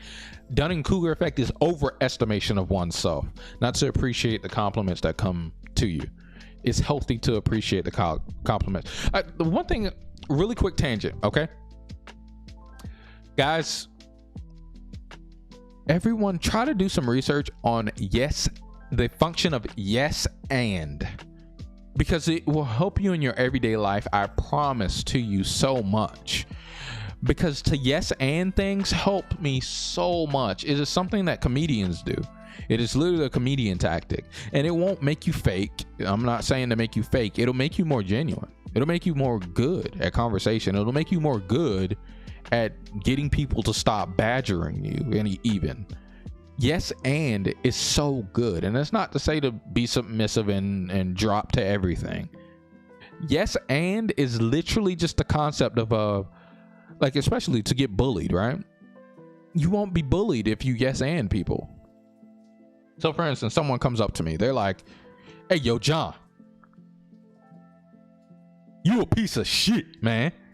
I'll be like, yeah, you dude, dog, I knew I came out the wrong way. I came out the wrong side of my mom. It sucks, but I've had to deal with it all my life. It's a difficult thing. The doctors told me that it wasn't going to be good. Right there, I just said yes and. I accepted their reality. I accepted their insult. And I turned it into a laugh for us all. A yes and.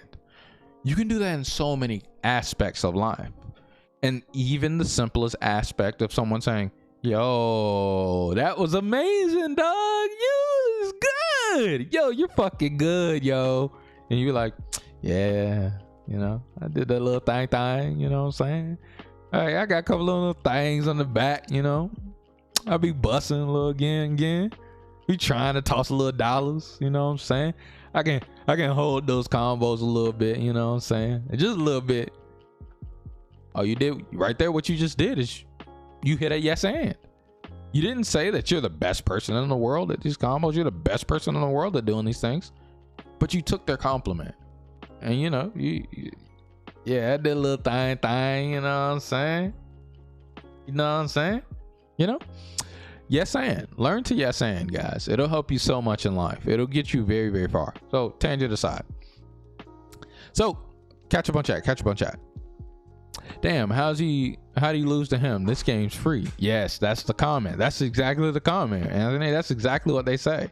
It's definitely a thing. Hell, I've done it and get humbled on stream. I'm sorry, baby. Okay.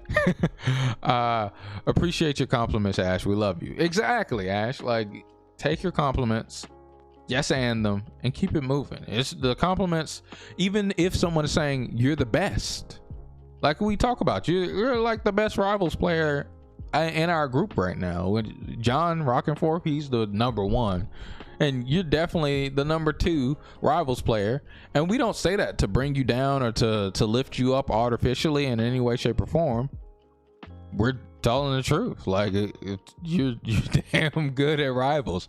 The silliest things we think that are like to where we overestimate, you're just like, ha, gotcha, bitch. Hit you with the forward smash and we die. We explode. And it's our fault for getting hit. So it's in no way is the compliment a shadow of a compliment. And sure, Ashley picks at me all the time because when I sit down and I'm like, all right, let me focus, let me get serious, I turn up to another level. But that's because I do that. That's just me. I focus. I'm sitting down to just have a good time. I don't care about winning. I don't care about being the best. I don't care about making my peoples feel terrible for losing to me. That was a different John at a different time. I've gotten rid of that. And so like now I just feel like enjoying my time. So that's all I really care about. Hey Jaden, welcome into the stream, bro. How does it? You're learning a little something from your uncle here. Hey, sit down and listen about these fighting games, competitive games, and things like that, just in case you ever get around to playing some of these, if Patrice ever lets you, or if you ever feel it. So, like, I used to have that drive of wanting to be the best and just getting angry and things like that, but it's gone now. It's gone, guys. Like, we're gonna see me climb the ladder in Guilty Gear Strive, guys. I'm telling you, it's gonna happen. I'm sorry it hasn't happened just yet, but there are a few things that I want to get through and get to before I get it. Before I started, okay, bear with me. I love Guilty Gear Strive. You see me turn it on stream here, and yes, it's gonna continue to happen. We're gonna play Guilty Gear Strive. We keep talking about it for a reason. So yeah, I don't do that anymore. I just want to have fun with my friends. Like, I feel like it ruins the fun when you're like, yeah, I'm the champion, you suck, I'm the best, play me again so you can lose. I don't care about that no more, dog. I just care about, dang, that was good, man. That was fun, dude. I messed up, I lost. And then you play some and you're like, yeah, I got that. Look at that. That's all I care about. I care about having fun and enjoying my time, the little bit of time that I get to play my friends in games. That's more important to me now than ever before. Said he likes to drive around more than fighting. Oh my goodness, the driving games, the sports, the racing games. Yeah, dude, those are out there, and there's some competitive side to those too. These points also follow for those games as well. So let's continue on, guys, shall we? So I think these points kind of begin to repeat themselves a bit. So let's hear. Sacrificing a bit of your current fan base. Oh no, it doesn't. So sacrificing a bit of your current fan base to grow your fan base. Guys, this is a marketing tool 101, and I want you to understand this. Marketing is weird, right? So it's kind of like I told you guys here on the channel, right? You guys support me. So I do want to make content for you guys. and I don't want you guys to see this in any type of downing way whatsoever, but when I make a new video, like shout outs to the new video on the channel, by the way, guys, if you haven't seen the new video on the channel, please go check it out. By all means, all the love and support, I love it. Please hit that like button, pause this video, go check out the channel on the new video on the channel, or have this up, listen to me while you can, and then have the new tab open for the new video on the channel, because I think actually a lot of love has been shown to that video, by the way. And hit that like button for me.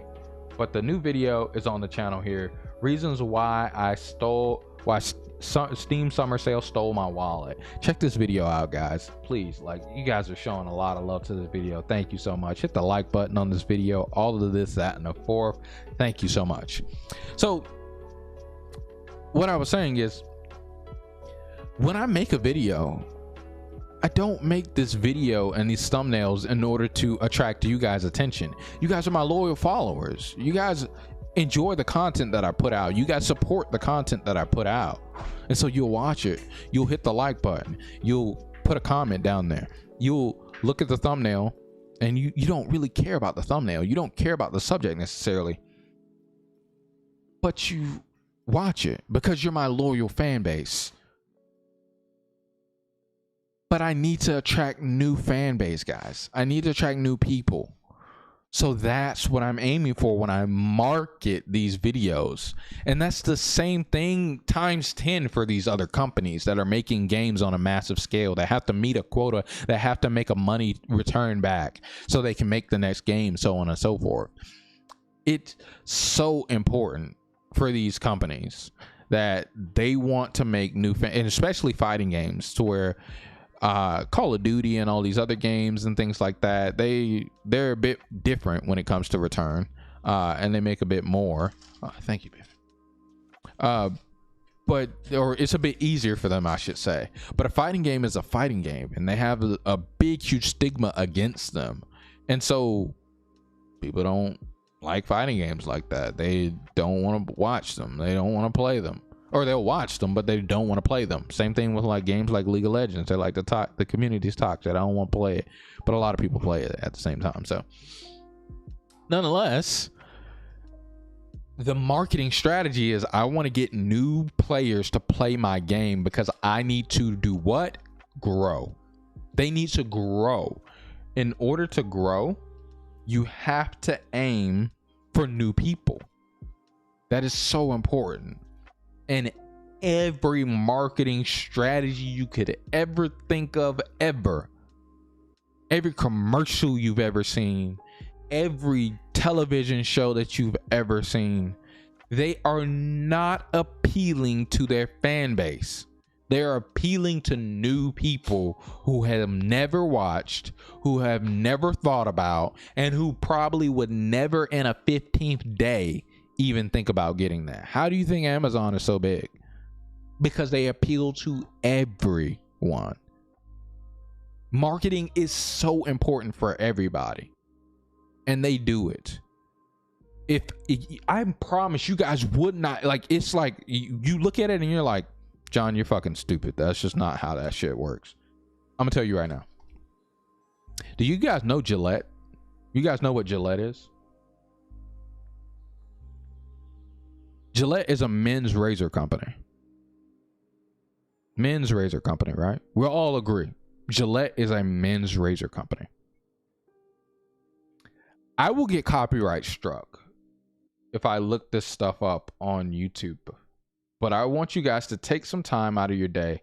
Watch Gillette commercials. Watch Gillette commercials. And now I want you to understand,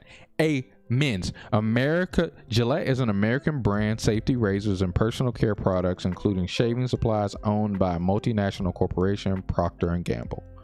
Now, it's shaving, but tagline: the best a man can get, the best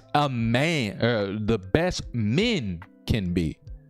Men. This is targeted towards men. It's shaving, so women can use it too. Not saying it's against women, but they have Gillette women. But the main thing about Gillette is it's a men's razor.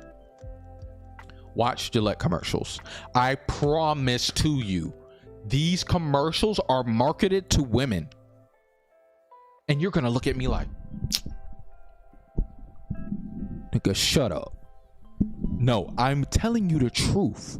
These commercials are marketed to women, but you think, why? Why would Gillette market to women?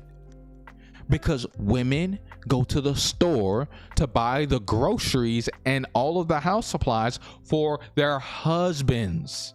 Thus, they buy the razors so their husbands can shave. So you market to the women that buy the stuff, not the men. The men don't care. They'll be scruffed. They'll be rough. But the woman's like, baby, you need to shave. And they're like, I gotta go to the store and get razors. And they're like, no, I'm going to the store tomorrow to pick up groceries and I'm picking you up razors. And they look, oh yeah, I saw that Gillette commercial. That razor looks real good. I'm getting you a Gillette razor. And they're like, whatever, baby. Sure. These commercials are marketed to women. And I will tell, they had a lawsuit.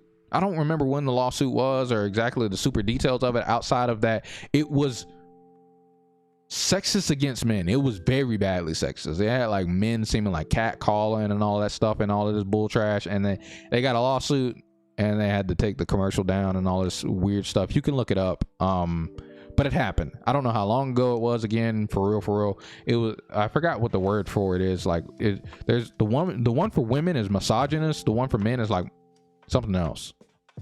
But it was that word, misogynistic, but for men, against men. For real. And that's because these commercials, all of them are marketed to women. Marketing is so strange. It's so weird until you just understand marketing. And I'm telling you guys, it sounds strange. And you might hear me and you might be like, John, yeah, you know what? That shit's actually on the button. But I'm telling you, there are people that are sitting there like, John, you're fucking crazy. This is not how that shit works. But pay attention. I'm telling you. I know it. I study marketing because I have to. I'm trying my hardest to understand marketing so I can make our channel grow, guys. I'm trying so hard. I've been studying marketing for the past 4 years. It's so difficult, but I understand this stuff in marketing.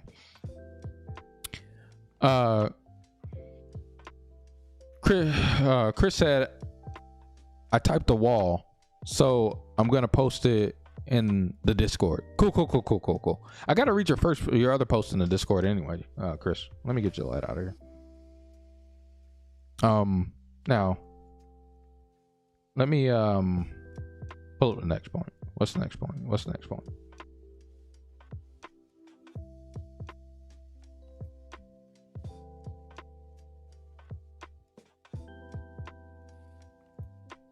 I'm gonna skip these 2 points because these kind of just go over what we talked about earlier. How to make it feel good for new players. Yeah, we'll start there. But let's read Chris. So Chris put a post here, but someone else posted it in the Discord, anonymous, in response to me saying that what I was going to talk about today. So let's read this. Says, is it really necessary to potentially put a divide between people who are inexperienced and want to stay that way, or people who are inexperienced and they also want to get better? A casual can be a casual without the nuance of ever being recognized. Soon a new terminology will surface, solidify it. Casual, I feel, used to have to do more with how much time you had to play the game, implying that if someone had time, they could be a pro too. But now it's all about skill level.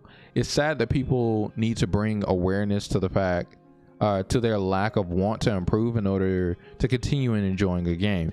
It seems like society makes it so hard to cope with with the shame of being bad at something, feigning to purposely striving to be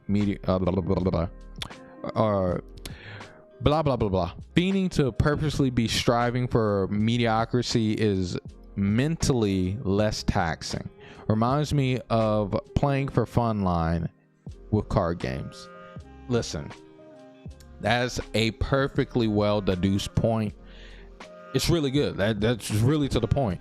People really want to have to make it feel okay that they're doing something that they feel is not 100%. because people want to, like, people feel bad for not doing 100%. People feel bad for not performing, and you shouldn't feel bad. You shouldn't feel bad at all. Play the game for fun. Games are made to have fun, guys. Fun. If you're having fun, that's 100%. I just want to let you know. Being a pro is 110% plus more. Being the best, I would argue, is like 300%. You know? So yes.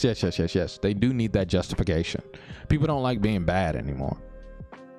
So Chris, he says here, 1, if you change Master Chief and give him different tools to use and make him customizable in the end, he's still Master Chief. Skills in an FPS game at the end of the day are universal, which is why adding things on top of it is necessary. If you change a character too much in a fighting game, it takes away the soul. Example, Shotos. We identify what they are by what they can do. It would be aching to turn Master Chief into Reinhardt if you want to compare how drastic the difference makes in an individual experience. Even then, if they did that, everyone would have to go through a change and it would be more bearable in solidarity. In fighting games, you would have to watch old Master Chief run around doing what he always could. And so the reason why I disagree with this point is because most people don't get wrapped up in the fundamentals of an actual fighting game. At the end of the day, the fighting game is about very basic things. And people see the advanced, super fancy things, the special moves and stuff like that, as a big turnoff point.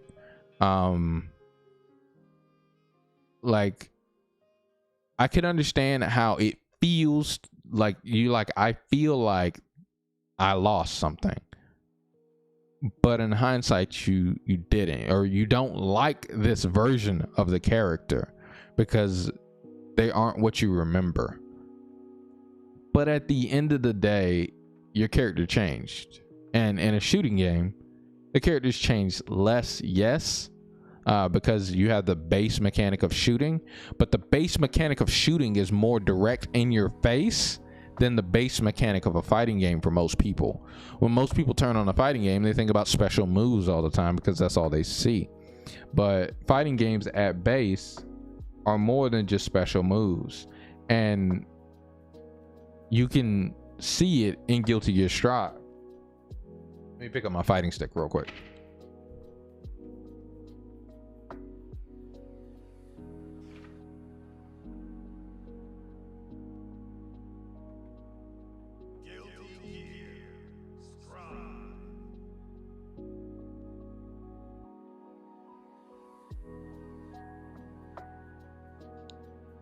The comparison you gave me with Soul changing to, or with Master Chief changing to Reinhardt, I just quit my game, guys. With Master Chief changing to Reinhardt is a character changing from a character to a different character. I don't think them changing from a different character should be into a different character should be a thing. Like Ryu, I don't even mind them taking away something, right? But most people would be upset if Ryu lost his Hadouken, right? Me, on the other hand, I don't care. Does Ryu feel like Ryu? That's my question. That's the thing that matters to me. Because there have been some games where Ryu has his Hadouken, but Hadouken is ass. You don't use it. Like Marvel vs. Capcom. You don't shoot that thing? I mean, you might see some players shoot it every now and again, and it might be in a combo, but you do not use that Hadouken the same way in any shape, form, or fashion in Marvel vs. Capcom and things like that. Because you don't you don't want to use it the same way. You will die. And in a lot of cases in Marvel vs. Capcom, Ryu players don't play Ryu in Marvel vs. Capcom because they're like, oh, this ain't Ryu. But it's not because Ryu doesn't have his moves. It's because Ryu's in a different medium. He's in a different ocean. And that has nothing to do with Ryu not being Ryu. It's because the game doesn't feel like Ryu. but they'll play Marvel vs. Capcom, but they just won't play Ryu.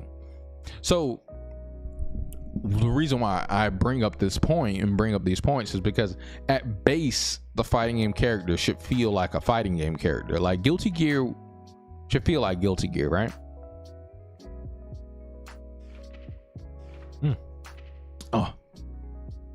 Oh, Jesus.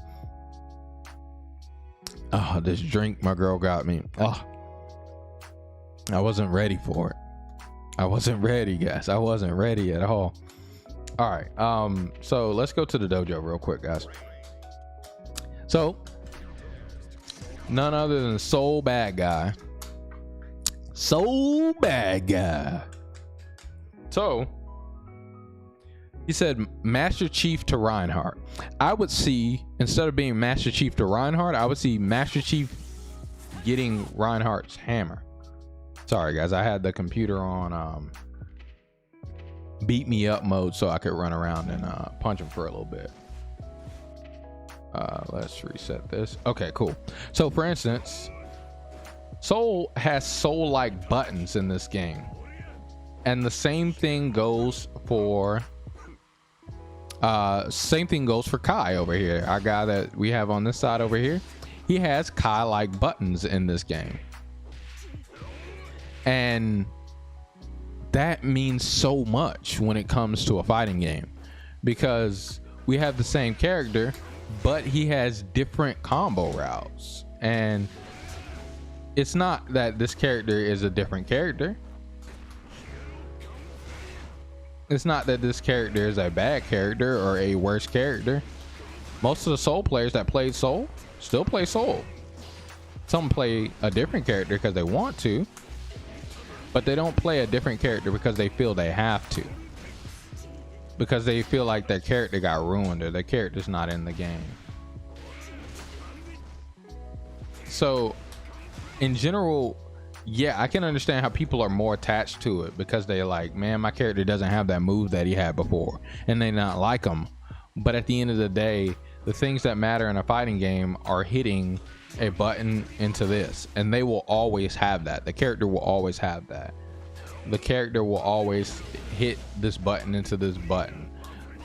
Like, taking away a special move from a character, sure, some of the iconic moves you should not take away. I don't want to justify a game dev taking away a smart move. Like, I would be okay with Ryu losing his Hadouken, but I don't think it would be a smart dev move. I don't think it would be even a smart marketing move for them to take away Ryu's Hadouken. It's iconic. It's Ryu. One of the things they took away from Soul, though, is Soul doesn't have his dragon install in this game. And if you guys don't know what that means, is Soul used to turn into a dragon, but now this move, see how he turns into a dragon? He turns into a dragon there in that move. They turned it into that super. Before, you would turn into a dragon and you would be Soul running around as a dragon. They call it an install super, and they took it away from him. But Soul still feels like Soul to people that play Soul. And that's the most important thing as a fighting game developer, just to get that. If you want to remove a move from a character, make a character act differently, you wouldn't change Master Chief to Reinhardt, because Reinhardt's not Master Chief. Reinhardt's not a Halo. But if you want to change up the style of Master Chief and give Master Chief Reinhardt's hammer, you can do that. And I argue that Halo actually did that within the Halo games as well. They gave you a bunch of different weapons, gave you a bunch of different playstyles within Halo. So I get where you're coming from, Chris. But in general, I'm positive it's more acceptable than people make it out to be, and always has been / should be. So that's all I wanted to say, bringing up this fighting game here. Anthony says, oh, did you happen to check out his RAM combo video? No, I haven't checked out your RAM combo video, buddy. I'll check it out though. I'll check it out, I promise. Chris says, it's the reason you can go from Smash to Rivals of Aether and see the inspiration. I almost seamlessly went to play from playing a wolf to playing a lion. Yeah, but that's more so of the case of Rivals trying to attract, like That's Rivals marketing strategy. But like, if we want to be real, talk about the Smash styled games. Like yeah, we could talk about Rivals, for instance, right? When it comes to the style of games, right? We talk about Rivals. I literally don't play. One second. I literally don't play any characters similar to the character in Smash Brothers Ultimate. Smash Ultimate, the newest Smash game, I play Wario. Wow, man. In Rivals, y'all see me on stream, I play Shovel Knight. Nothing like Wario whatsoever. And then we have what is it, Brawl Out, that game that I used to play with Win. I play Juan. Nothing like Wow Man either. I don't play any character like the characters I play in Smash in these games, but I understand what you mean, Chris. The characters still had the soul, if not the same skin. Yeah, like, I understand what you mean, Chris, but in general, I'm not playing this game to play Wario in this game. That's not what I'm playing it for. I'm playing a different game, and people need to be more acceptant of that. They need to be more open to that because it's a different game. This is Guilty Gear Strive, not Guilty Gear XR, not Guilty Gear Accent Core Plus R. In fact, it's Guilty Gear, and Guilty Gear Revelator is not Guilty Gear Accent Core Strive. And again, marketing strategy wise, right? I don't think they should say, screw everything of Guilty Gear, get rid of it all. We're making a completely entirely new game, but we're naming it Guilty Gear. And they didn't do that. They made, if you guys are familiar with the fighting game Blaze Blue, they made Blaze Blue. And that's where they wanted to say, we wanted to try something completely new that we didn't do before. And they deleted everything of Guilty Gear and they tried something new, inspired by Guilty Gear a bit, but they made Blaze Blue. So in no way, shape, or form do you want to play the same game in another game. It just doesn't line up. I understand what you're saying, Chris, but at the end of the day, it doesn't hold suit. It doesn't hold suit whatsoever.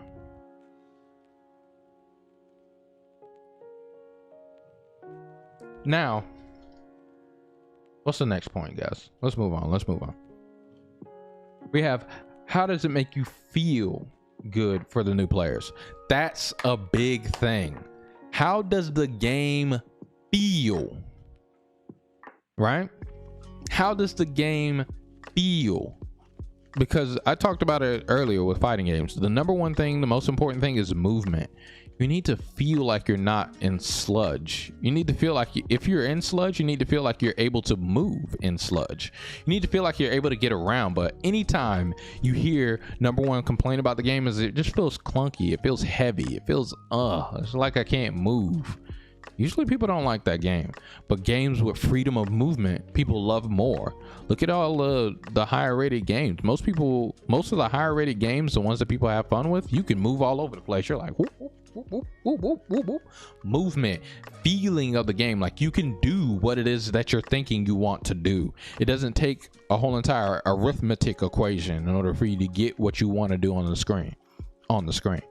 And that's how to make it feel good for new players. Simple. That was easy, huh?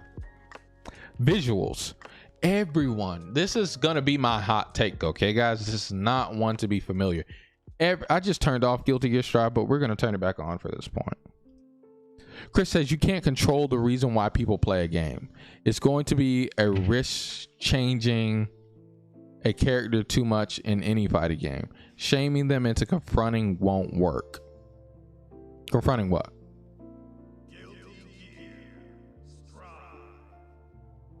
Like, sure, I can't control a reason why people play a game, but I'm not sure what you're trying to point out at. My point is not to control the reason why you play a game. My point is you play You complain about a game that is the same game released back to back. You say it's bad. But then when someone releases a game that is different, you say, oh, that is bad. That is hypocritical. That is contradicting in logic. So if you're playing a character in a fighting game and then they release a new fighting game and your character is changed and you play that game and your character is changed to where you don't like it, I never once said that you have to have that has to be the reason for you to play that game. I don't care if you play that game or not. My point is it just doesn't make it a bad game. You just don't like that game anymore. You shouldn't hold the devs to the stake of saying, hey, you have to let my character remain the same, but you sit down and complain that Madden and Call of Duty and 2K are the same game. Because you're asking the fighting game devs essentially to do the exact same thing that the Madden devs do, and you just get mad at it. I don't care the reason why you play your fighting game or who you play in the fighting game. Play them for the reason that you play them. But do you really play the game for Ryu? If Ryu's in the next game and he's slightly different and you don't like it, like we could ask you that. Like me, I'm playing a completely different character. My character's not even in the game. I play Wario, but I don't play Wario in any of these other games. Most people in those cases would not play the game. They'd be like, oh, I can't find Wario in the game. I don't play it. Or Toon Link. Like they're like, oh, next game, Toon Link's completely different. Oh, I quit. And I don't do that. But that's not to say that they should do that. If you don't want to play the game, by all means, don't play the game. But the game's not bad just because they changed your character. The game is good because they changed your character. That's what a game should do. You literally sit down and complain that Madden and 2K and all of these shooting games are exactly the same, re-released each and every year. They need to do that. That's the strategy. That's what they do. You understand this.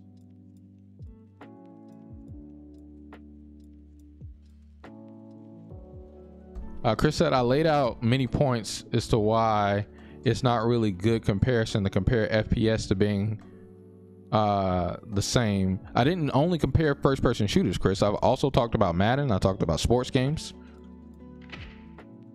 Is there something you would like to counteract to the sports games?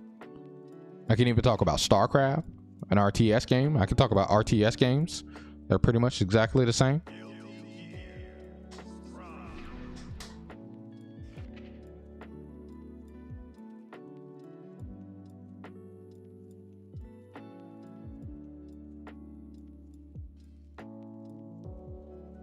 But FPS literally is like, it's no different. Like one of the FPS, like again, I gave you FPS reasons of why something like that definitely does hold up, because FPSs are trying to become different within their characters to where they're no longer the same. The basics of a fighting game is the same across almost all characters. Just most characters do it better than each other, or better than other characters. And people don't understand the basics of a fighting game in most cases. It is the punch button, the kick button, the heavy button into a special move.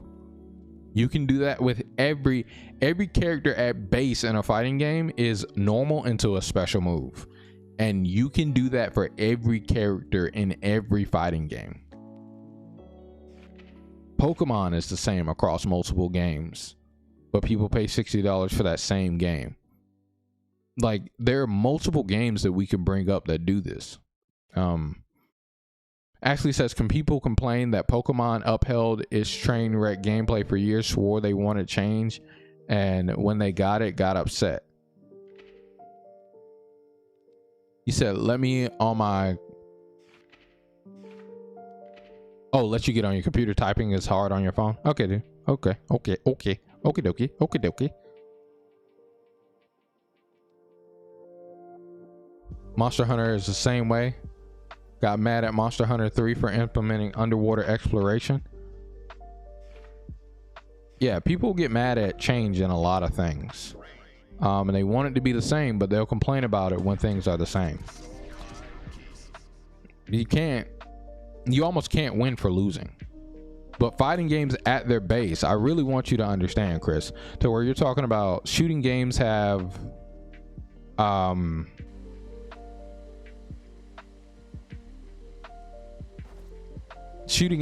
a less of a risk. A fighting game is this into a special. This is a fighting game at its basics. That is not difficult. Every fighting game has things like this, and I don't even have to press all of that. It's literally just this into this. This is a fighting game at its basics, and there is nothing that really changed. There are more advanced things, but there are more advanced things in shooting games nowadays too. Characters have a vast difference in shooting games, air quotes, Apex Legend. And I understand what you're saying, but it doesn't mean that this is something. Just because people do more than this in a fighting game doesn't make it to where the fighting game is not the same at its base across fighting games.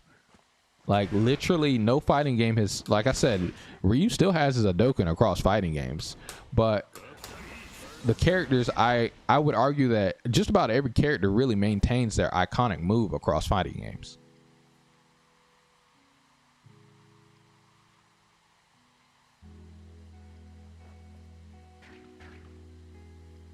I said they changed the formula in Legend of Arceus. I see. At the end of the day, people don't know what they really want and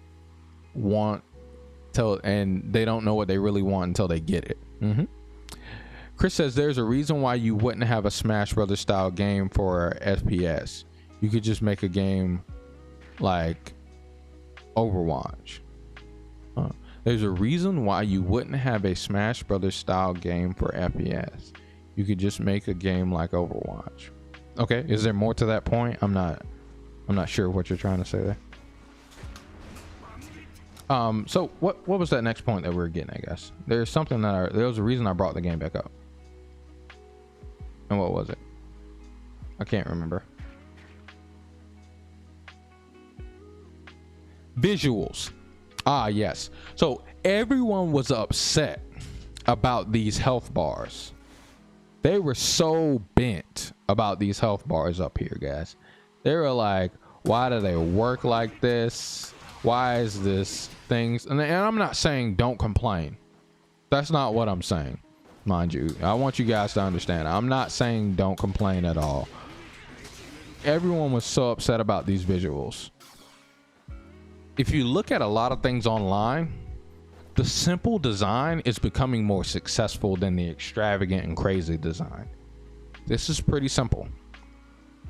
And then one of the big things that they chose to do in this game that everyone freaked out about as well is the counter hit.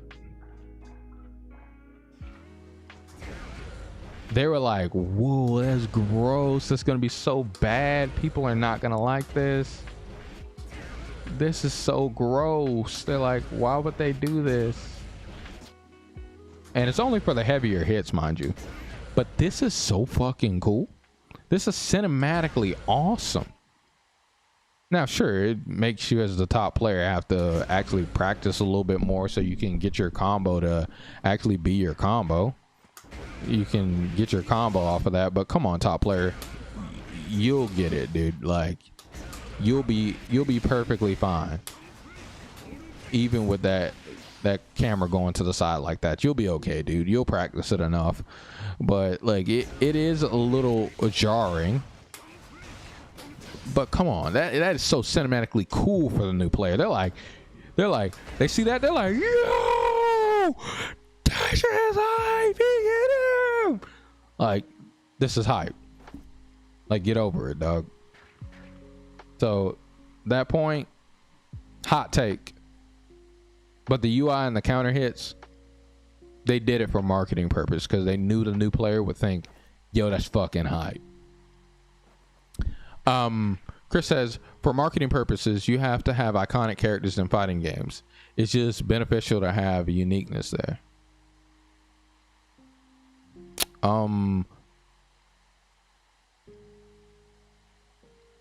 Actually says, what is counter hit? Counter hit is essentially to where you're doing a move and you get hit while that move, before the move fully recovers. So see, normal hit here, you're not doing anything, you just get hit. But if I have you attack, like for instance, I have him doing I can have him do a counter attack, right?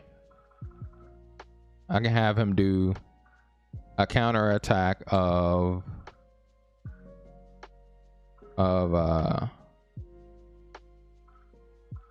crouching this. I think that's on block. But yes, I have him do a counter attack of that on block, and I will do all guard. So when I attack him, he'll do this. So if I do this, he gets counter hit because this move is starting up. And I can also do it in response to, hold on, let's see.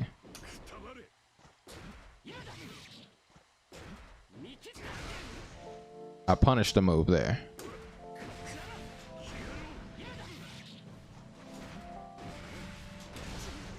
That move is not really that punishable, huh? Dude, that move is not that punishable at all. Let's see. Oh yeah, it's not. So punish happens if it's in recovery, but counter hit happens when you hit it at the beginning of startup. And you see me? I got hit at the beginning of startup of my move and it counter hit me. So I'm getting hit at the startup of this move and it counter hits me. So that's counter hit, Ash Bash. So Chris says the basics don't make a game. That can't be said for FPS games or even sports games. The basics define the genre of fighting games. The basics just don't make the game. That can't be said for FPS or even sports games. The basics define the genre of fighting games, but not the game on an individual level. I'm not sure what you're meaning, Chris. The basics do make the game. What do you mean? Like the basics of a shooting game. It wouldn't be a shooting game if there was no shooting in your game. That's the basics of the game.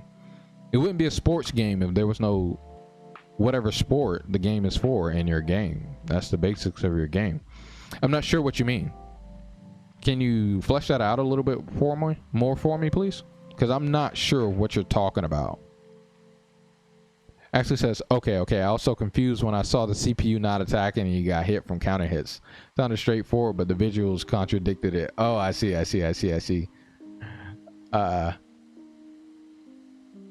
Like you said, FPS have recently started making different characters, but that is only by limiting your kit.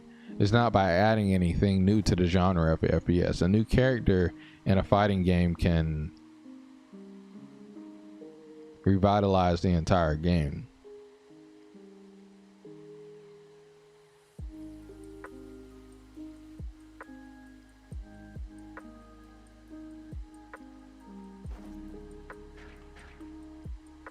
So, Chris, how about this? Stop explaining the nuances. Tell me what your overarching point is. So my point, let me start with my point. My point is people complain about in fighting games, my character changed, boo-hoo. I hate this character. I hate the character. I hate how the character's changed across this new game. This is a shitty game. And then they go, this is like, hence my point is change, they're calling it a bad game. They're like, why would they change my character? They should have left them the same. They should have gave me the same character for $60. And then they look at a sports game, they look at a shooting game, and they're like, dude, this game is the same game. This is a shitty game. They keep releasing the same game for $60. They're stupid. People that buy this game are stupid. That's my point. That point is literally a contradicting point, because they're saying changing game, bad. Same game, bad. Contradicting points. That's my point. So I've stated my point now. What do you see wrong with that? Where do you think that I've said something that is incorrect, bro? Let me know. Let me know. Let me know. Let me know.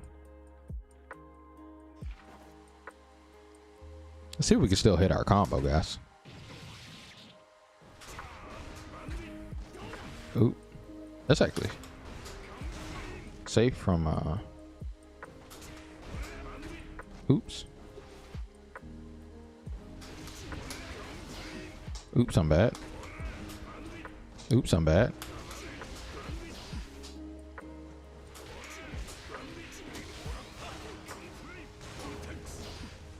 Ooh.